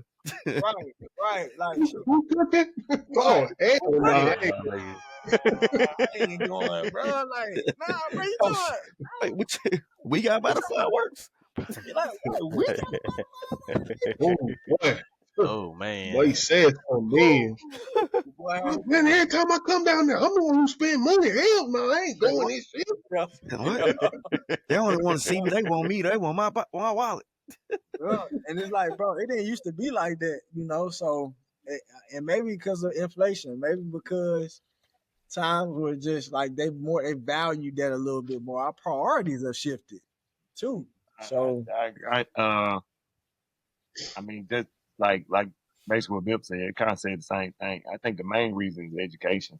I think it's just everybody educated, and so what I mean by that is no more of the, like Bip said, that's what, like far as migration, people are finding other ways. Again, some people going more and more kids are going off to college. They end up staying where they went to college at. Like for us, we stayed like shit. Smooth. You went to school in Atlanta, you end up staying there. We stayed in Hattiesburg for a while. Then oh, hey, sidebar. I'm saying this. Then also families are a lot smaller nowadays. So Ooh, that that's big You real. take away my motherfucking point again. It's gonna be me and your sidebar looking at it. No, hold on. Yeah, put that back up there. No. Let's see those points. Nigga had 3 words. Call him out. I got 3 dots on Zoom this. again. Pull Zoom that again. nigga card. Boy, you got to answer Literally 1 3 point. dots, nigga. That's all you see, nigga. Put it up to the camera. Let us read it, nigga. My bad, bro. That I bitch don't had to say get that off nothing because about that short family, dude. hey, that bitch look like it said Mahomes at the bottom. I don't know what you're talking about. My own, but shit, that's part of the family. And they try to put that bill fast. So, But see, hey, oh Yeah, God. that's a good point. That's a good point, though, Bill. That's a good That point. is a great Families are a point. lot smaller nowadays. But like I was Yeah, saying, though, I so- think it is I do to education because I think people are not stuck in that mindset no more. Like it's just niggas ain't staying put. Like Boy, that is a key. That is a key point. so that's why I think Mindset, because a lot of people that you think in your family, you don't think they on the same level as you know what you. I'm saying. Ooh, Because it's so that's a and, good you know one. I love my parents, but our minds is totally different from That nigga internet. You see, y'all see that nigga internet, right? You see his internet. That is crazy. my internet just do. Man, let me hook my damn shit up to the yeah, let me hook my shit tweak up to out. the ethernet, man. I meant to do that shit earlier. Yeah, man. Make sure your internet is working so you can get your point off, bro. That was a Can fire you hear me point, now? too. That's vital for a nigga who talk like Dink. He got to have good internet. Like, Right. bro, how you like to talk like that and your internet terrible? Man, That's crazy, bro. my shit still Then that shit gon' huh? my shit still fucked up. Nah, you good now. I've been good, nigga. You know what I'm saying? I've been Get your shit off, bro. I've been good like grandma cookies. Shout out to Wayne. Anyway, but yeah, but you can hear me now though, right? Yeah. So like I was saying, just like the education part, mindsets, people don't think the same. Like I said, I love my parents, but we got two totally different mindsets. Like for instance, they still like, dang, why you moved to Virginia? I'm like, Mom, like I'm making more than I ever could have in Mississippi with 3 degrees. Like if I would have had 3 degrees, it's still, you know what I'm saying? And not bragging toast, it's not doing nothing like that. I'm just saying like people like see other stuff now, social media. You're like, oh shit, I want to do that. Oh, I ain't just trying to go to grandma's house and go to church, then go to grandma's house for another 2-3 hours. Like people change. And so I think that's what it is, education and mindset. I really think that's what happened. And so And I'm gonna give you a great point. My bad, Smooth. I'm gonna give you a great point because one of y'all said something about friends being sometimes more important than family. Who said that? Smooth. Oh, I think Smooth did say that. That's crazy. Because when you said that, it immediately brought me to the point where when Dinko had died, that nigga too took me home. I think Bill came too. Did you go, Bill? He was already in Jackson. Friend. But Weak now ass, fake ass. I was already in Jackson, bro. Nigga, you should have came down and went back. you know what I'm saying? That's what. That's why family reunions on. That's why you want to drive an hour. I be more down. Damn. We the reason. But no. Fuck, I need an enemy for. But but so to your point about a friend, so when Dinko had died, twin brother had died, Two had drove me to the crib, and Two stayed at the crib for a little bit before we were about to go, and my mom was like, "You're not gonna stay?" Like, I was like, "Nah, I mean, I feel more comfortable with the friends, and I had family there, but them niggas were like my brothers. Like, that was what I knew. You know what I'm saying? Like, I ain't needing to be sad at the time. And you know what I'm saying? I wanted to go back to where my brothers was at. Like, it's crazy because I knew Dinko knew them. Dinko knew, like, and it is what it is. I'm closer to y'all than my own brother, to be oldest brother. You know what I mean? Y'all know that shit, so I ain't trying to put that out there, but you know what I'm saying? So I'm like, yeah, mom, I want to go home. You know, I spent time with you. But yeah, I want to go. I felt like Hattiesburg was the crib. So it was like, it was my comfort zone. And so when you know, man, that is what it is. So that was just to add on to your point about the friends being sometimes closer than your family. So Yeah, and I think But go ahead, Smoke. I mean I can get along with. What you say, bro? Nah, I'm saying yeah, that fucked up, Bill. Oh, Nah, go ahead. oh, but no, I could get along with it on this topic. Because my family just came and visited me. For the first time. Shit, this past weekend. My grandmother and my grandfather, they just came and visited me for the first time. Nigga 34, shit, played college football, was great at Perk and all this type of stuff, you know what I'm saying? Graduated college, and did a lot of good things, and this was, the first time that they came and visited. And you just never know how, how, older people see shit, you know what I'm saying? And I think I think it is I think it's a power shift or power. I don't know that second word, but it's a power dynamic, and I think older people feel like you have to come to them. You know what I'm saying? Paradigm They shift. feel like they demand that respect. You know what I'm saying? And I don't think that they understand like how that them not wanting to come see you creates abandonment. You know what I'm saying? It creates abandonment, in the child or whoever it is. Especially if you out here doing successful things, you out here fighting. You know what I'm saying? For everything that you got, and you want them to come see your success or whatever it is you're doing. And it's just like, nah, we at the crib with it. You know what I'm You come see saying? me, And so that kind of creates an imbalance. And it, yeah. and it kind of, you said what? A divide, yeah, a division. Yeah. So, so they came here for the first time and like shit, that's all I needed. You don't gotta do it again, but like, you know what I'm saying, just show me, what I'm saying, some respect, what I'm saying, at the end of the day, some appreciation for what the things that I've accomplished. You know what I'm saying? Like you ain't I come to your crib, I do whatever it is. I come every three months, every 6 months, you know what I'm saying? And you don't get that same love in return. It's just like, damn, what we doing? You know what I'm saying?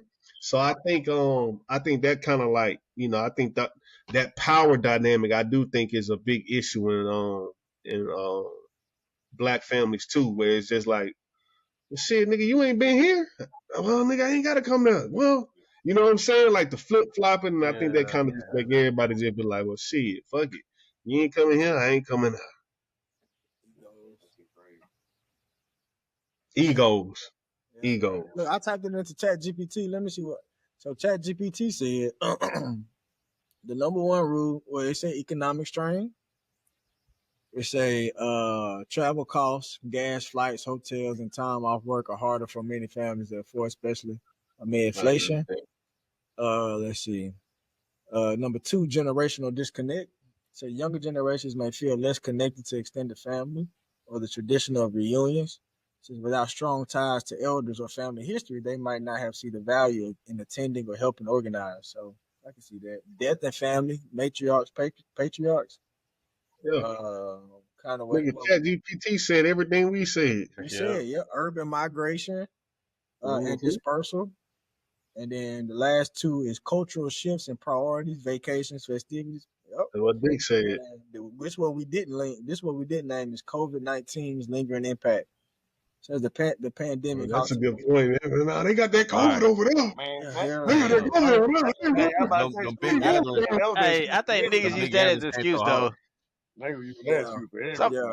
But dog, I think it can be used as an excuse, but I do think for older people, they have a different level, they have a different concept of COVID than what young people have.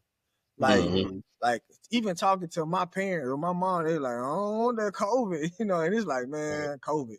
That's how I look at it. It's like, COVID. But no, I was like that I had it once. When it first dropped, I was like that. Yeah. I ain't gonna lie to you. Yeah, but because when COVID, older people think about it different, and then also, let's say your grandma and your grandpa over like 85, 90, And at that time when COVID was really in power in 2021, 2022, it's like, bro, it's like, dang, bro, I've been out here going to the club and I've been to the movies. I ain't going to see grandma. I don't want to give her COVID. You know what I'm saying? Like, Yeah. Oh people, yeah. I know that was a thing in my family. Man, Yeah. COVID was fucking niggas up, man. Me and my barber, our relationship ended over COVID. Man, this nigga told me this is some crazy shit.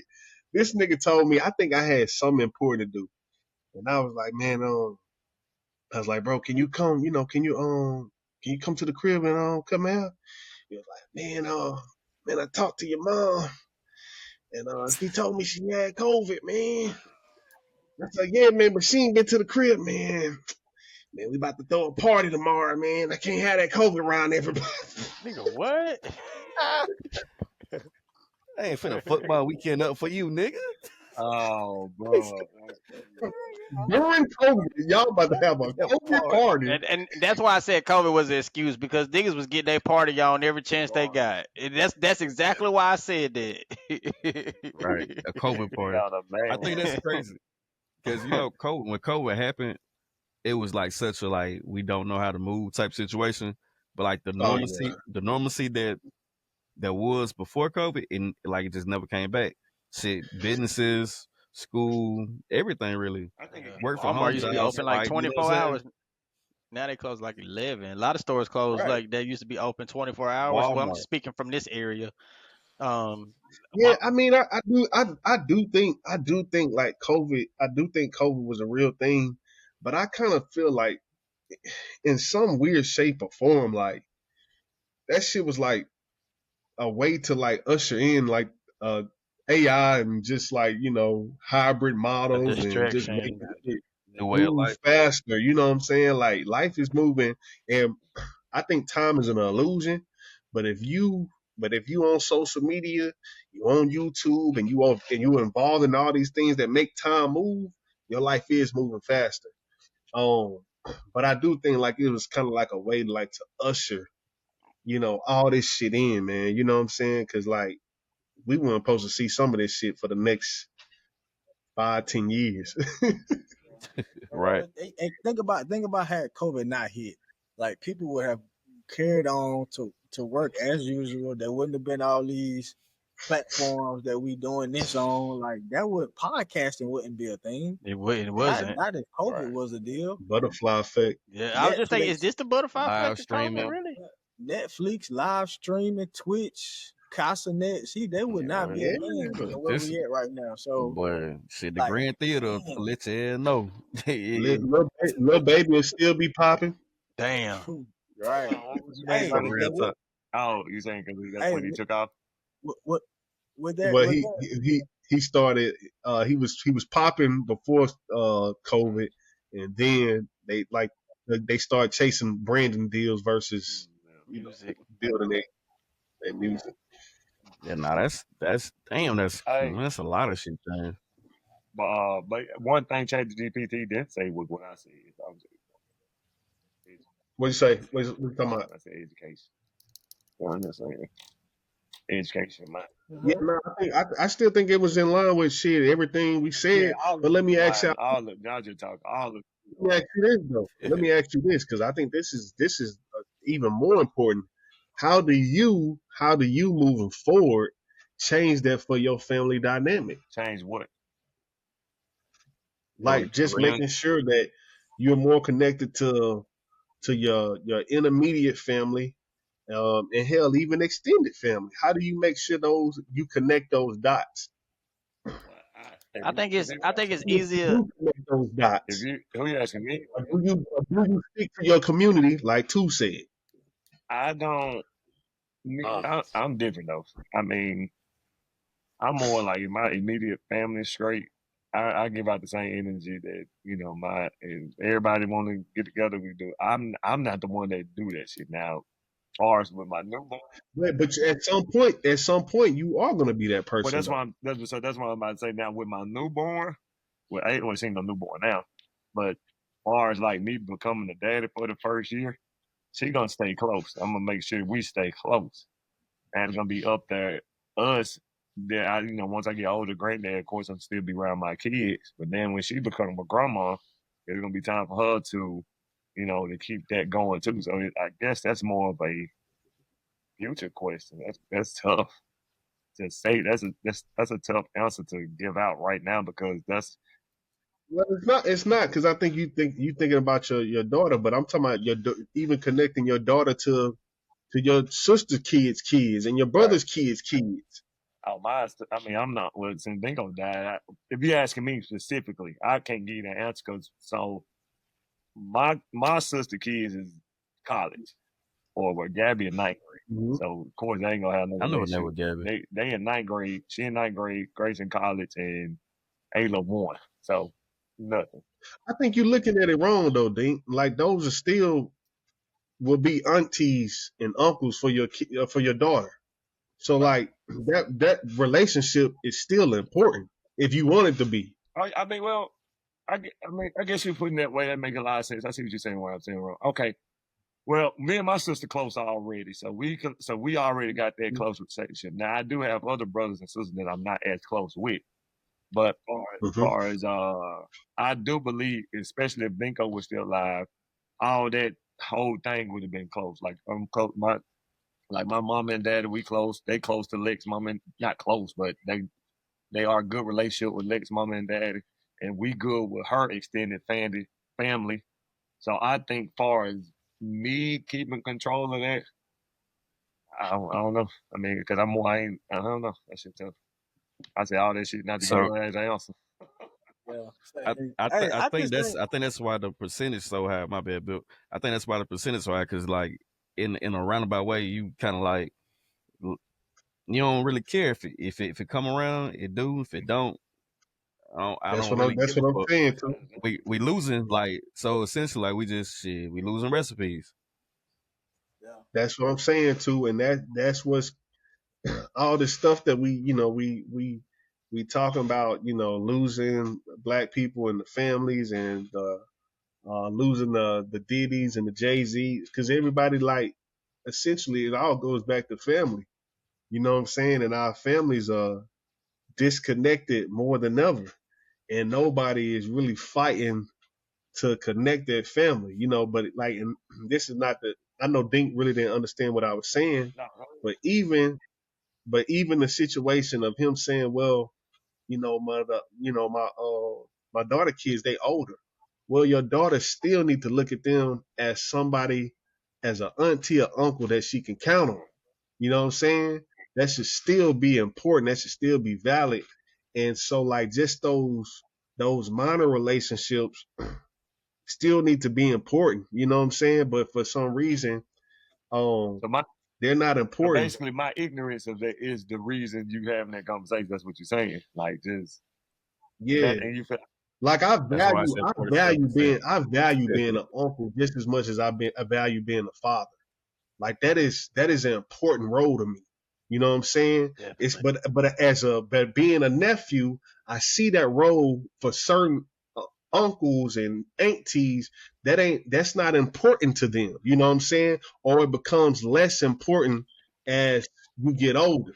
You know what I'm saying? But for me, being an uncle is a role that I value to the T. You know what I'm saying? So I think it's like, but why do certain people don't value those relationships? Being a godmother, being a godfather, or whatever the case may be. Like I'm going to take that relationship just like it is for my own child.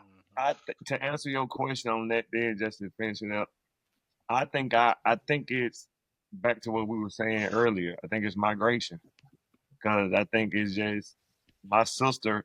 When I became an uncle to so we the young me and Dingo was the youngest about 7 kids, I think. So when we became uncles, we got everybody. We still were kids, so we didn't get that understanding of what an uncle is. We basically thought they were just little babies. Then, so with my sister, we became an uncle around by. When I say sister, I'm talking about my the one that lived with us. She had kids early, so we were still like maybe 8th grade, I think, or whatever. So we didn't understand the value of uncle. So then they moved to Georgia. I'm in Mississippi, and they growing up without us, basically. Now I moved, and then Dinko had got real close to them, but then Dinko passed. I think they did kind of look for me to kind of fill that void, but I mean, the distance, like we said, I Yeah, right. think Right. it was just, in the half. Right. So Is that I think is that something is that something you'll be willing to kind of work on now? I don't want to say something like I don't love my nieces. I do. Don't answer. I'm about to say Stop. this. I'm about to say, Don't yeah, this question stop. you gonna No, sound 'cause crazy. it's Going the wrong way already. No. Let me finish up. No, Paul. I'm just playing, bro. I'm just playing. No, hell no. I ain't playing TV. You better be. Nah, just playing. But anyway, what I'm saying is, it's not. So let me clear that up. It's not that I don't value that. It's kind of like when you don't see somebody as much as Right. you still need that physical seeing. Like, especially so us. One reason our relationships is so tight because we had the physical for so long that it can outlast. You see what I'm saying? We'd have built so many memories together for so long. Like y'all boys, before y'all even met Dink and Dinko, y'all had the little leagues. Our message too. Our message helped us our relationship out a lot. Yeah, you see what I'm saying? Like, and then stuff like that, now the podcast and stuff like that. But first, the physical was already cemented, right? So even when I'm living with Bip and Two, or when in T Wheels, when they departed, it was still close because I still in Hattiesburg. I'm driving there at home, or they come to Hattiesburg. Even when you departed to Atlanta, we still coming there. So even if we don't see each other for the next 2 years, we done built the physical so much that we got long lasting memories that we still can talk about. With my niece, those memories got so I guess it wasn't that many that it keep the departure close, if that makes sense. And I actually tried to be honest, and I ain't gonna talk too much more. I do be trying with my nephew Kevon. He older, he like 22. So I actually do try. I kind of talk to him but it was at a point we were talking twice every 2 weeks. But then, life happened. And then he be living in Kansas City. So that's another reason I need to, connect with my boy. But I mean, that's perfect. That's the reason. Yeah. So yeah, fact. So, me and him get. Now you got a reason to go 2 birds with 1 stone. That's how I see a lot of shit. That's just like when I came to DC and I came to New York, like nigga, I'm finna hit as many stones as I can. You know what I'm saying? Like shit, if you could do 2 in 1. Oh, I want the main bird, bro. Fuck no, nigga. He was an ostrich. You a bird that can't fly. That bird didn't even fly. Are you a real bird in the sense?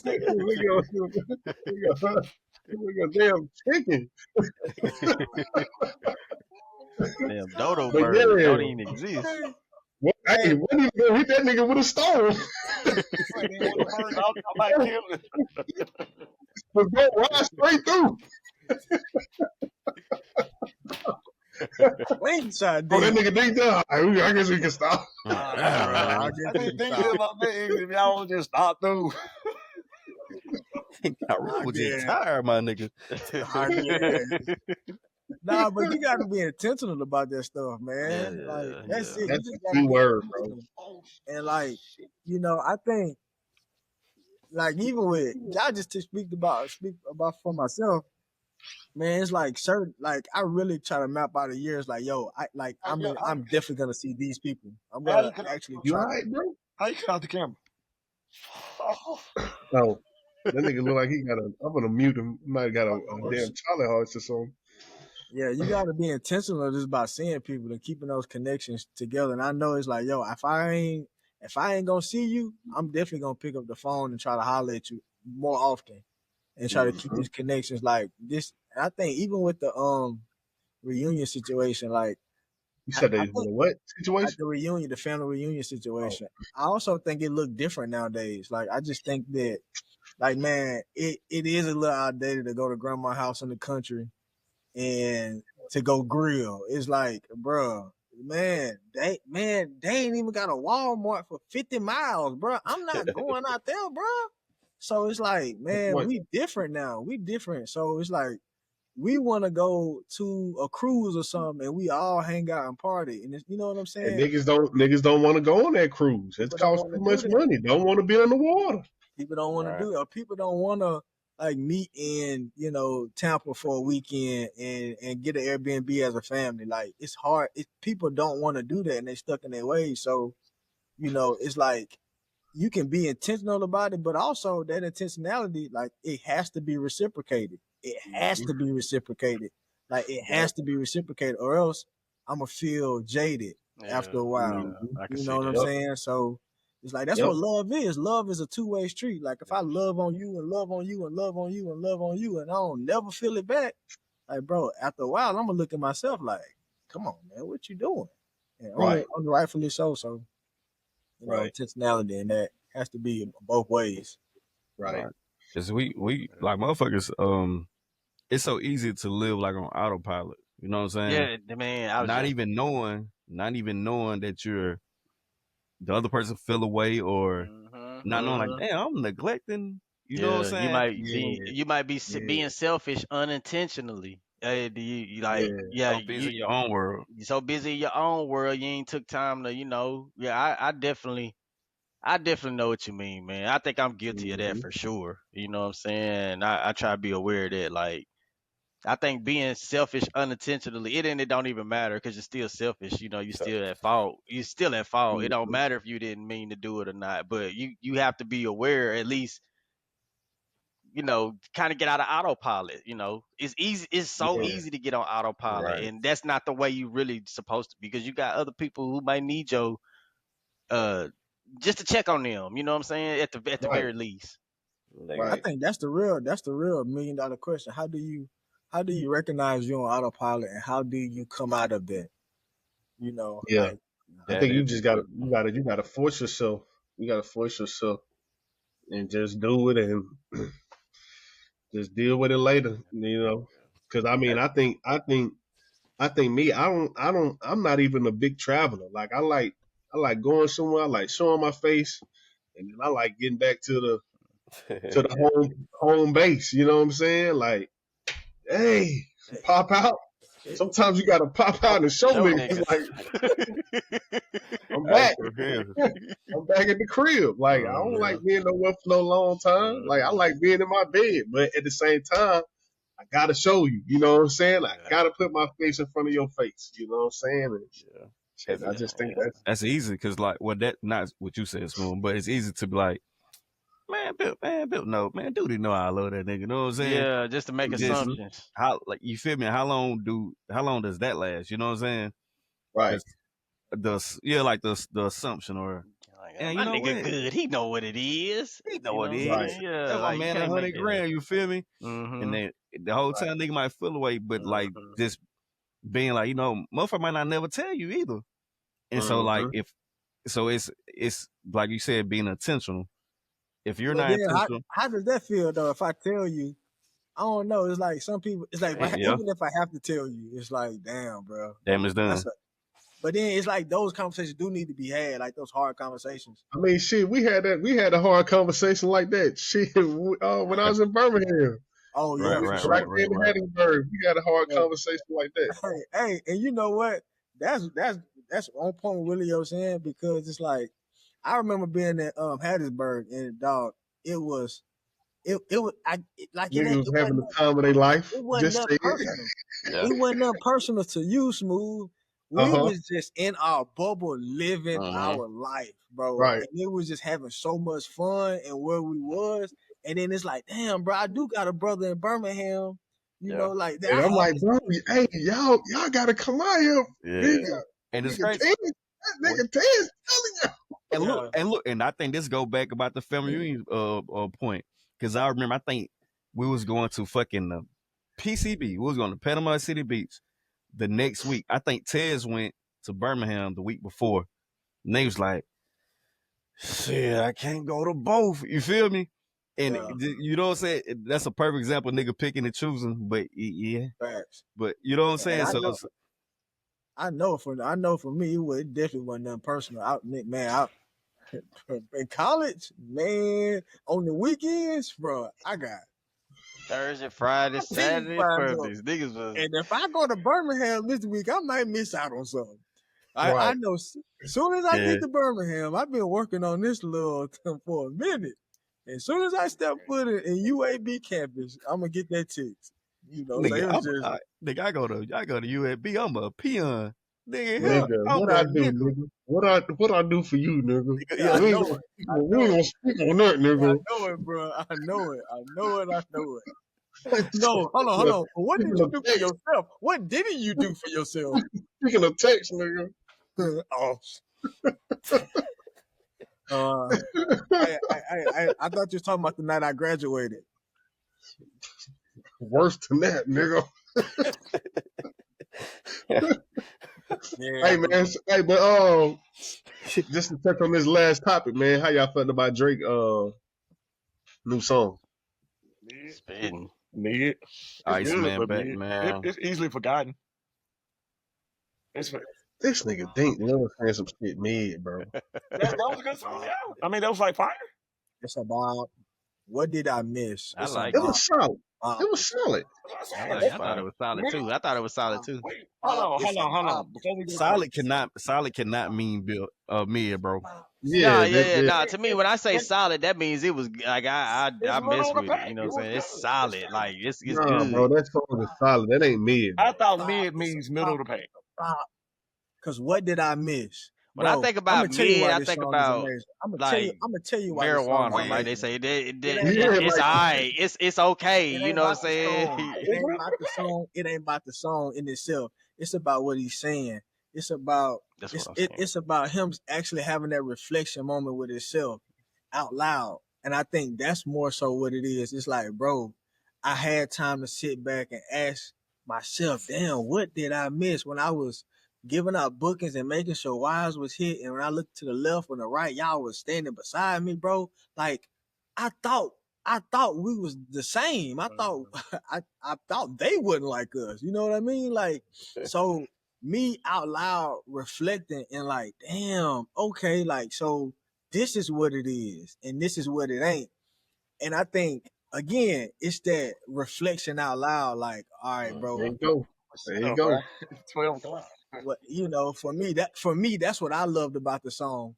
It's just a reflection out loud. And it's like, damn. So related. Well, I'm gonna agree with you, Bill. I think that is valid. I think that is valid. But I think Drake fucked that perspective up when he dropped that the shit I know you're what's talking the about name of it too? Irish Springs freestyle. Yeah. I think he fucked that perspective. He fucked this song up. My personal opinion, because you know this how his feelings about LeBron has been lingering now for Months. 6 months, 6 to 8 months now.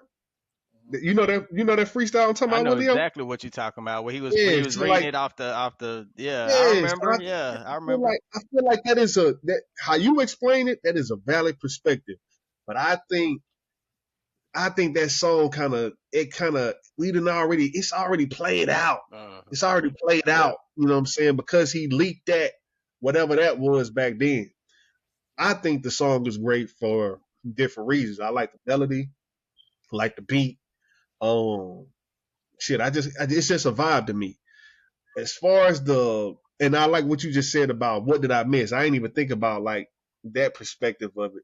But like just lingering on with the LeBron shit, and I really don't care for that part. But if I wouldn't have heard that 6 to 8 months ago, You'd be like, I would have liked it more. That's my that opinion. makes sense. I'm confused though. This why I be so confused with Smooth. Because I'm going to football too. I'm going to all of it. Because I like when we have our conversations, bro, I listen to everything that we argue about. And so when somebody doing good, but you will say, nah, that ain't up to that standard.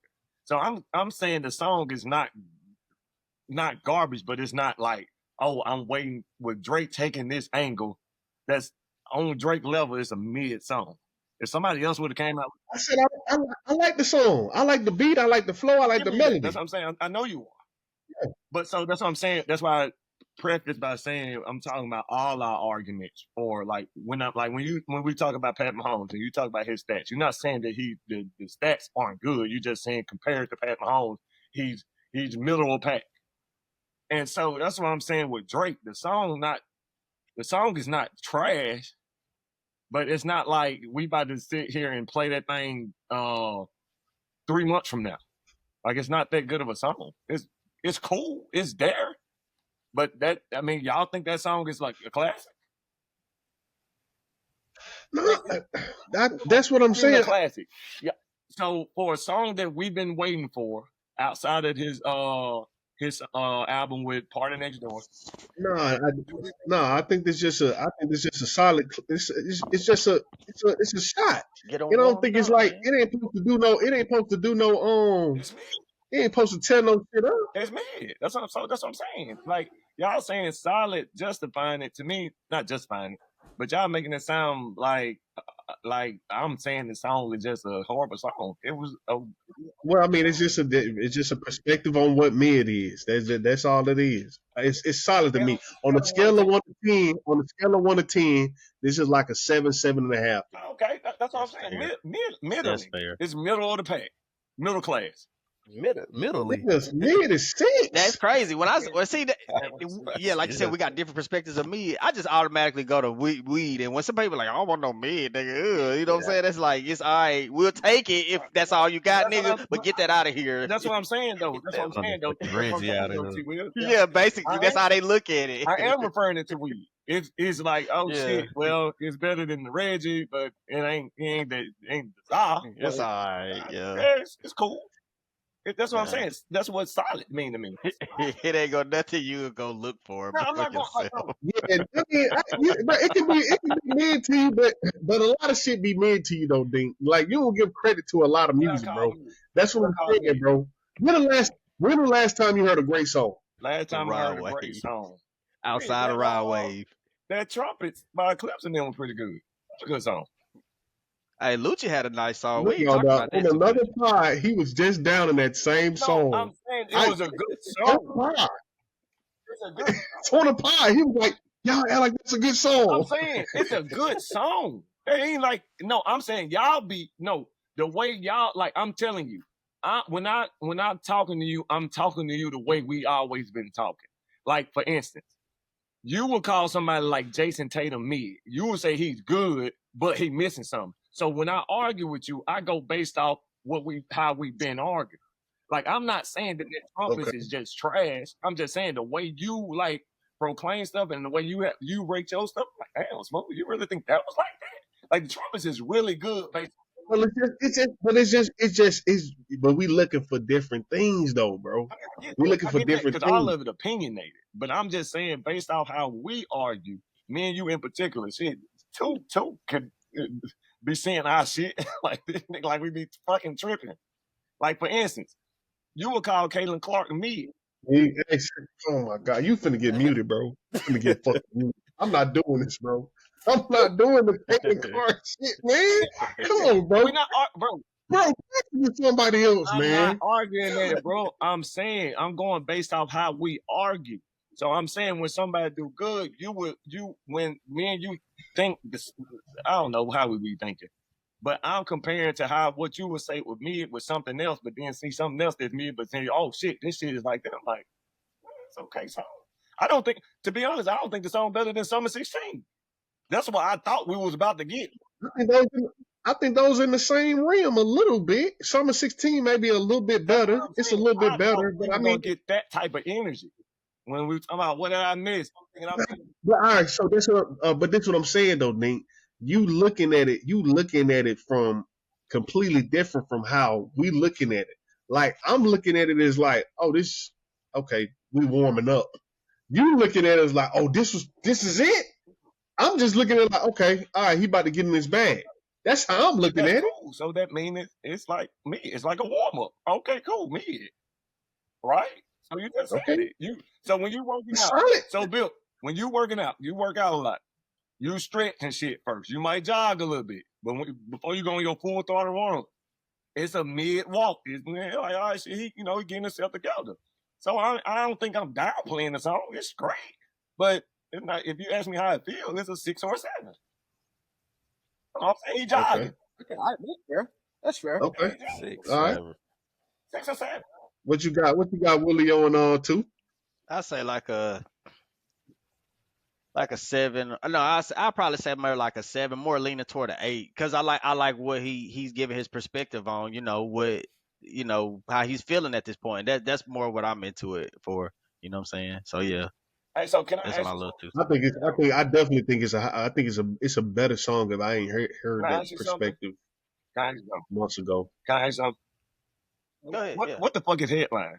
Like, what's that on y'all scale of 1 to 10? Headlines So they got to do the a fucking 7 choice. 8 to me. They know. For real? 7 headlines is like a 7 to 8 to me. Started from the bottom is a 2 to me.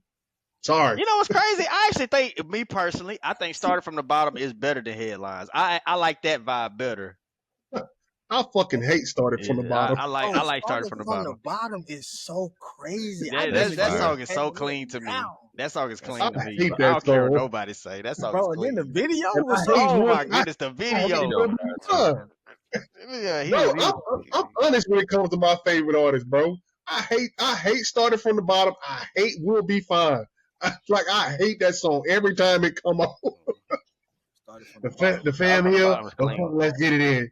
Man, fuck that song. That song clean. What you got, to? I give it a 7.58. I like it.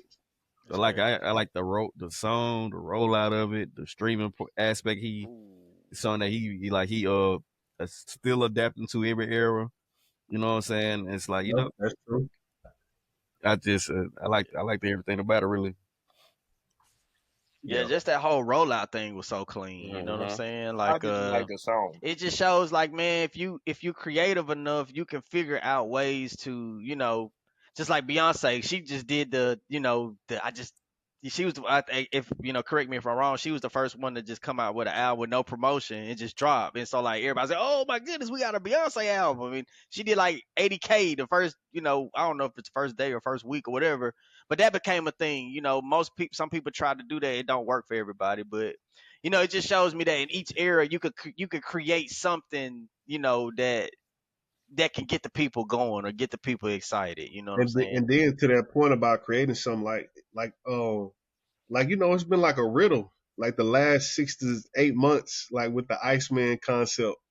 You know what I'm saying? Like, that's been a riddle. If you follow the plot twist page and you follow, some of the fan pages, like, it's been like a crazy riddle. So, like, to see, like, oh, these niggas was right. You know what I'm saying? Like, I think that's dope. Wow, I ain't even look into that. Yeah. So this is the lead song for an album. You think that gets you going like, oh shit, I can't wait to hear the album? I mean, Over was his lead song, bro. Like, that was like a 7. That was like a 7. Over was a 7? It wasn't the biggest song when it came out. It wasn't the Yeah, biggest that at the time it came out. Yeah. That song was clean. Bro, a lot of lead singles. Here. You see what I'm saying? Like, this song, bro. You looking at it different, bro. And I don't want to say like. I want you to say. No, especially if we going out Drake past his That's what I'm track saying. record. Well, I think what was Privileged rappers. That was the first song to come out, right? Yeah, that's what I'm saying, bro. Like, you gotta. I don't want to bring the artist perspective in it, but like, Drake is like a lead up artist. He don't come out swinging for the fences. Okay, yeah. Like Charged Up and Hotline Bling, they came out on the same night, and then Hotline Bling became the big song. Over came out, then I think it was what came out at the Over? Miss Me. What's that one with Lil Wayne? No, Over was the first song off of that was the first single. Thank you later. You're going back and okay, I see what you're doing. Yeah, I'm saying, like, it was the first single, then something else was big. Then he came out with Started From the Bottom. That was the lead single. Then he came out with Headlines. That was an even bigger single. Like, Drake ain't really like the type of artist of, like, he come out swinging from the fences. Like, it's always kind of like a lead up. Now, other people, other people have to go a different route. Like they gotta come out swinging. So You know what I'm saying? It's the only shot we got. Basically, what you're saying to keep your attention. So basically, what I'm saying, what you're hearing, that he always bring out his worst, but somebody else's best song. I think Drake is the type of artist. My personal opinion is that he let the audience decide if it's gonna be a hit or not. Okay. And if you say this is it, we gonna keep running with this. And if you don't, shit, he move on. I don't think he hold on to these songs as much as we try to hold on to them. Me and Two thought God's plans were trash. We thought that was trash. The most streamed rap song. That song is so clean to me. Forever. That song is so clean to me. I can't even help but to it just make you bop a little bit. Me personally, it's a lot of songs I don't like. I be waiting to hear like the shit, and that's just like but it's an art to it though. Like God's playing, like they only got like 4 bars. Man, this part where he'd be like bad things. It's a lot of bad. It's just so singable. You know what I'm saying? I can't explain it, and I'm not. Like I say, he's not in like my personal top 10. But what I hear is just something about that, like that just make you just like. I can't explain it, man. That boy really get the hits like he's somebody underhanded. Yeah. What's that? Laugh Now Cry Later. He said that. I can't remember none of the lyrics from Laugh Now Cry Later. It was a hit though. Whoa. Sometimes we laugh, sometimes we cry. Like slow down. Surround Drake got so many styles though, man. It's like he can come at Dirk took that. And this probably a topic for the next pod, but that's why so many people are mad at him, because he take their styles and make it better. Like he Where you get that from? Weezy F baby, please say the baby. He take a dance hall style and he sounds just as good as Wizkid. He take that drill. What's that drill song he trap did? Music sound. He sounds just as good as Future on one of the Metro beats. He take a R&B sound and he got hits with Rihanna. He got hits with Chris Brown. He got hits with like the Latinos. Like I think one of them Latino songs he got down. They Diamond with Bad Bunny. Uh-huh. I mean, that's two power. Hey, I ain't gonna lie. That song could have been garbage and they were gonna blast because that's two powerhouses in their own cultures. That nigga Bad Bunny. Like, bro, Bad Bunny. You come on my team. What's that rapper like, they used to, the Latino rapper? Pitbull. He the new Pitbull. So, see, them two powerhouses. Pitbull crossed over. Because he was doing straight hip hop one time, but you know. Yeah, Drake different, bro. And I think it was Smooth. He's right. I think what you're saying is spot on, bro. He's a lead up artist. He gonna drop and let us decide what's the album. So excuse me. So yeah. What's the single? So basically, what you're saying, if it is a lead up album, that means he's warming up. So that means that was a warm up song. It was. But you know, Iceman is warming up. I even heard Offset talk about that though one time. You know what I'm saying? He was like, he jump roping right now. He's warming up, right? It's just it's a warm up. It's solid, bro. 7.5, bro. 7.5. 6, that 5, 7. Some niggas work out. Some niggas warm up different from everybody else warm up, bro. That nigga warm up is still scorching to most niggas. I do too. So too, I'm not denying that though. I mean, you know, I'm gonna bring up Chiefs with every analogy. I mean, Pat Mahomes' worst year is somebody's best year. So I do agree with that. I agree with that. But I think I just disagree with this one. I think it was Pat Mahomes be looking so bad in the regular season. Boy, God. No, dang. he don't. What are you talking about? Hey, hold on. Go next. Pat Mahomes, man, you know what? Hey, I got no, Bill. I need to talk to y'all about this though. But I gotta get this out of my fucking chest. Ain't no way in the world y'all boy justifying if the shit true of what Drake did. If it ain't true, but I'm just saying, let's say for podcasting, y'all can't tell me y'all justifying that shit. Ain't no fucking talking about dry snitching on LeBron. Yes. Yeah. No, this what I was trying to say in the group checks. I was saying from his perspective, if I'm not justifying saying that he's right, but what I'm saying is when you do somebody wrong, just because you wouldn't do somebody like that, you can't expect them to do that. You can't expect them not pay the same, not to do that to you. So for It's one, warranted. But yeah. But so that's what I'm just saying that. That's why I'm disagreeing with you guys about. Like, y'all keep justifying if the shit true. Let's get that straight. I'm making that disclaimer, which they said is not true.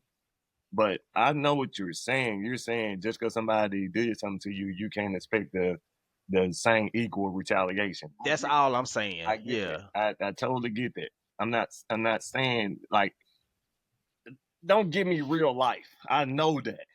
But I'm saying from because if I hit somebody with a bat, I can't expect not to get shot at. I'm not saying that. That's not real life.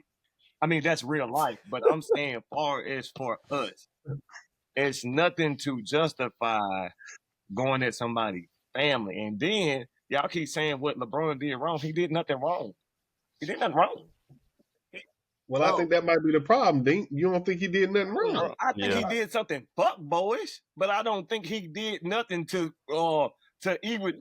What is being a fuck boy and being wrong? All right, so the difference between the fuck boy. All right, so because it's a very thin line of it being the same thing. It is a thin line. It's a thin line. It's a thin line. Your definition's out today, bro. What I'm saying is this: at the end of the day, the dude danced to a song that mentioned him being a pedophile. And so, therefore, he danced. So, the next retaliation. No, that's not the only thing he did, Dink. It's not the only thing he did. Let's read it. Read him out to me. What did he do? I mean, Steph Curry, another Drake affiliate, said this is a trash song. And LeBron followed up and said, no, I love it. I love this shit. Play it again. Okay. It's just the fact, man. Man, listen, bro. To me, this the way I see it. Look, T-Will, I never did get my point. So, what? Okay, so what did he do? He did some fuckboy shit. So guess what? Guess what? Dude, is that wrong? Huh? Is that wrong? It's fuckboyish. That's fuckboy.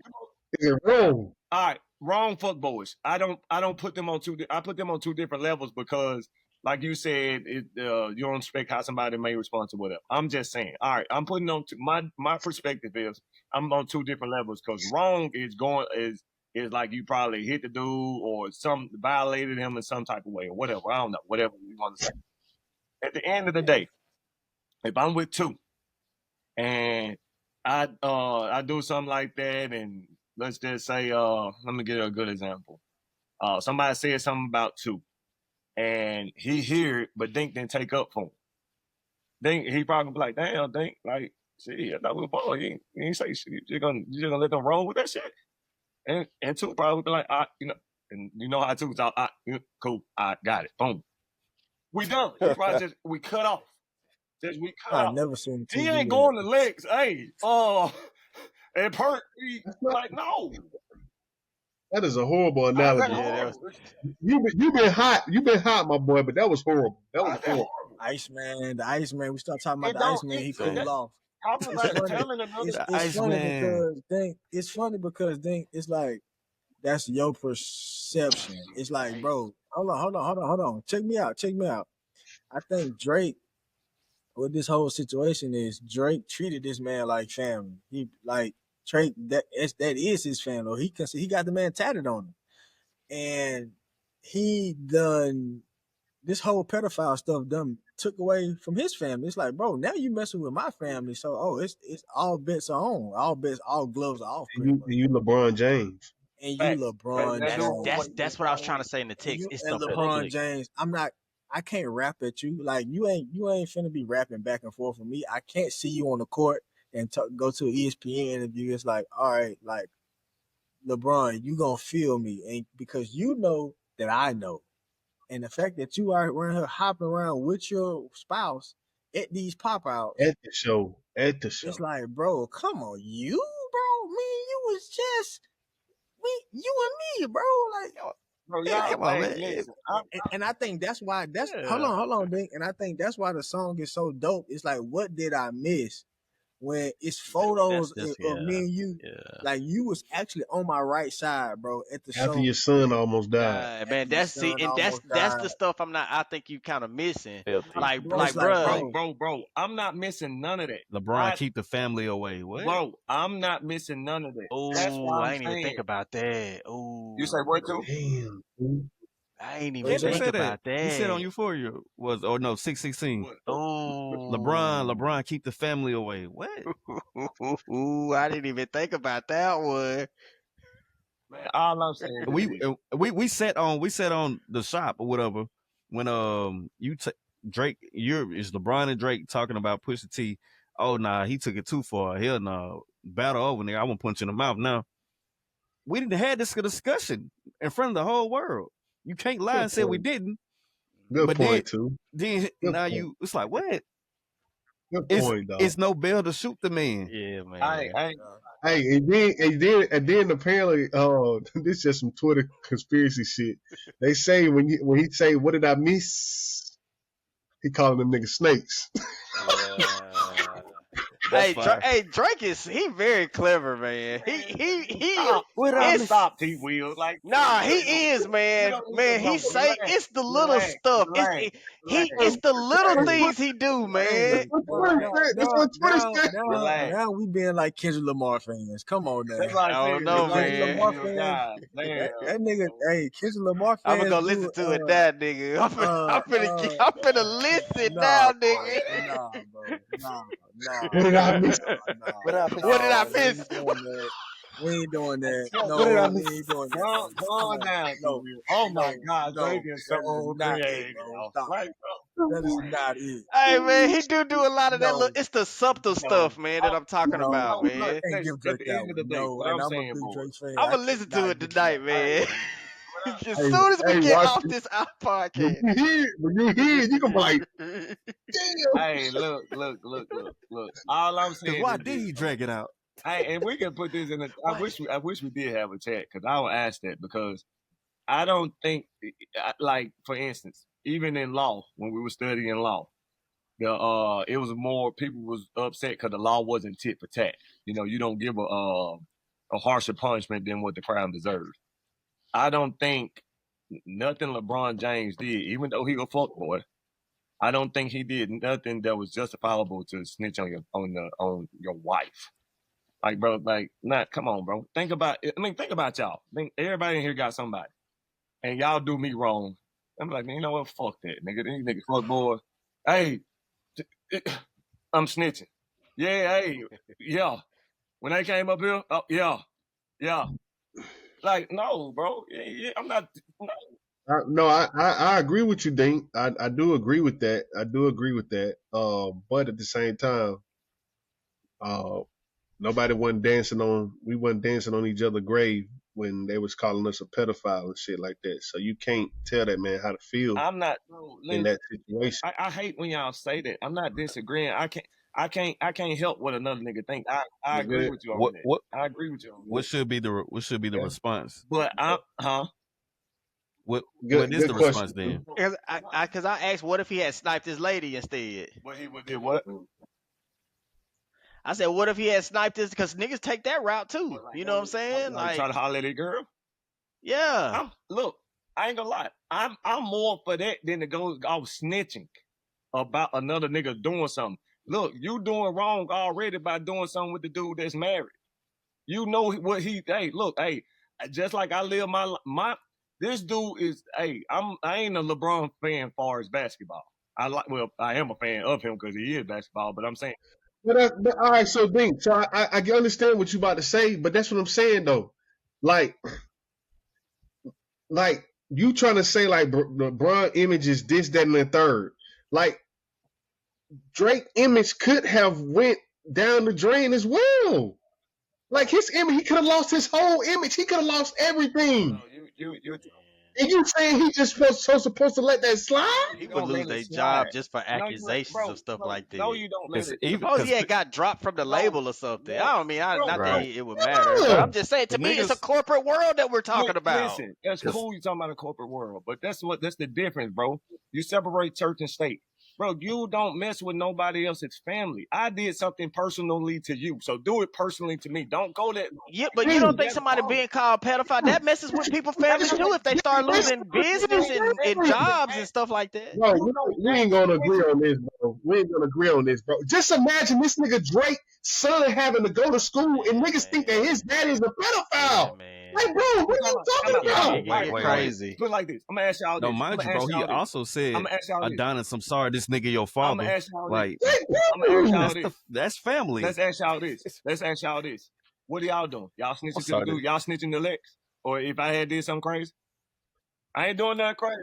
No, we're not talking about us, bro. We're not talking about us. That's what I'm saying.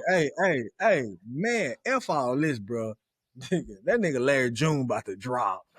I ain't studying this boy. Oh yeah, I'm out. All right, y'all boy. Larry June about to. Hey, you got Larry to this June song. I know this. this. Friday, you ready to get off the game, bro. Hey, Nigga talking about some Larry June. Like everybody know Right. Yeah. Bro, yes, sir. That nigga mean. Hey, Larry damn bro. That Larry nigga's June, 6. We talking about Drake and LeBron. Bro, Larry, y'all niggas don't know July music. come up. Man, bro, Sick. Larry June is the hottest thing. I thought you muted that nigga. Man, I'm gonna let y'all boy go, man. Hey, For real, y'all tripping, bro. That's crazy. All right, bro. All right, y'all boy. All right, bro. Y'all be boy. cool, man. This the question. All right,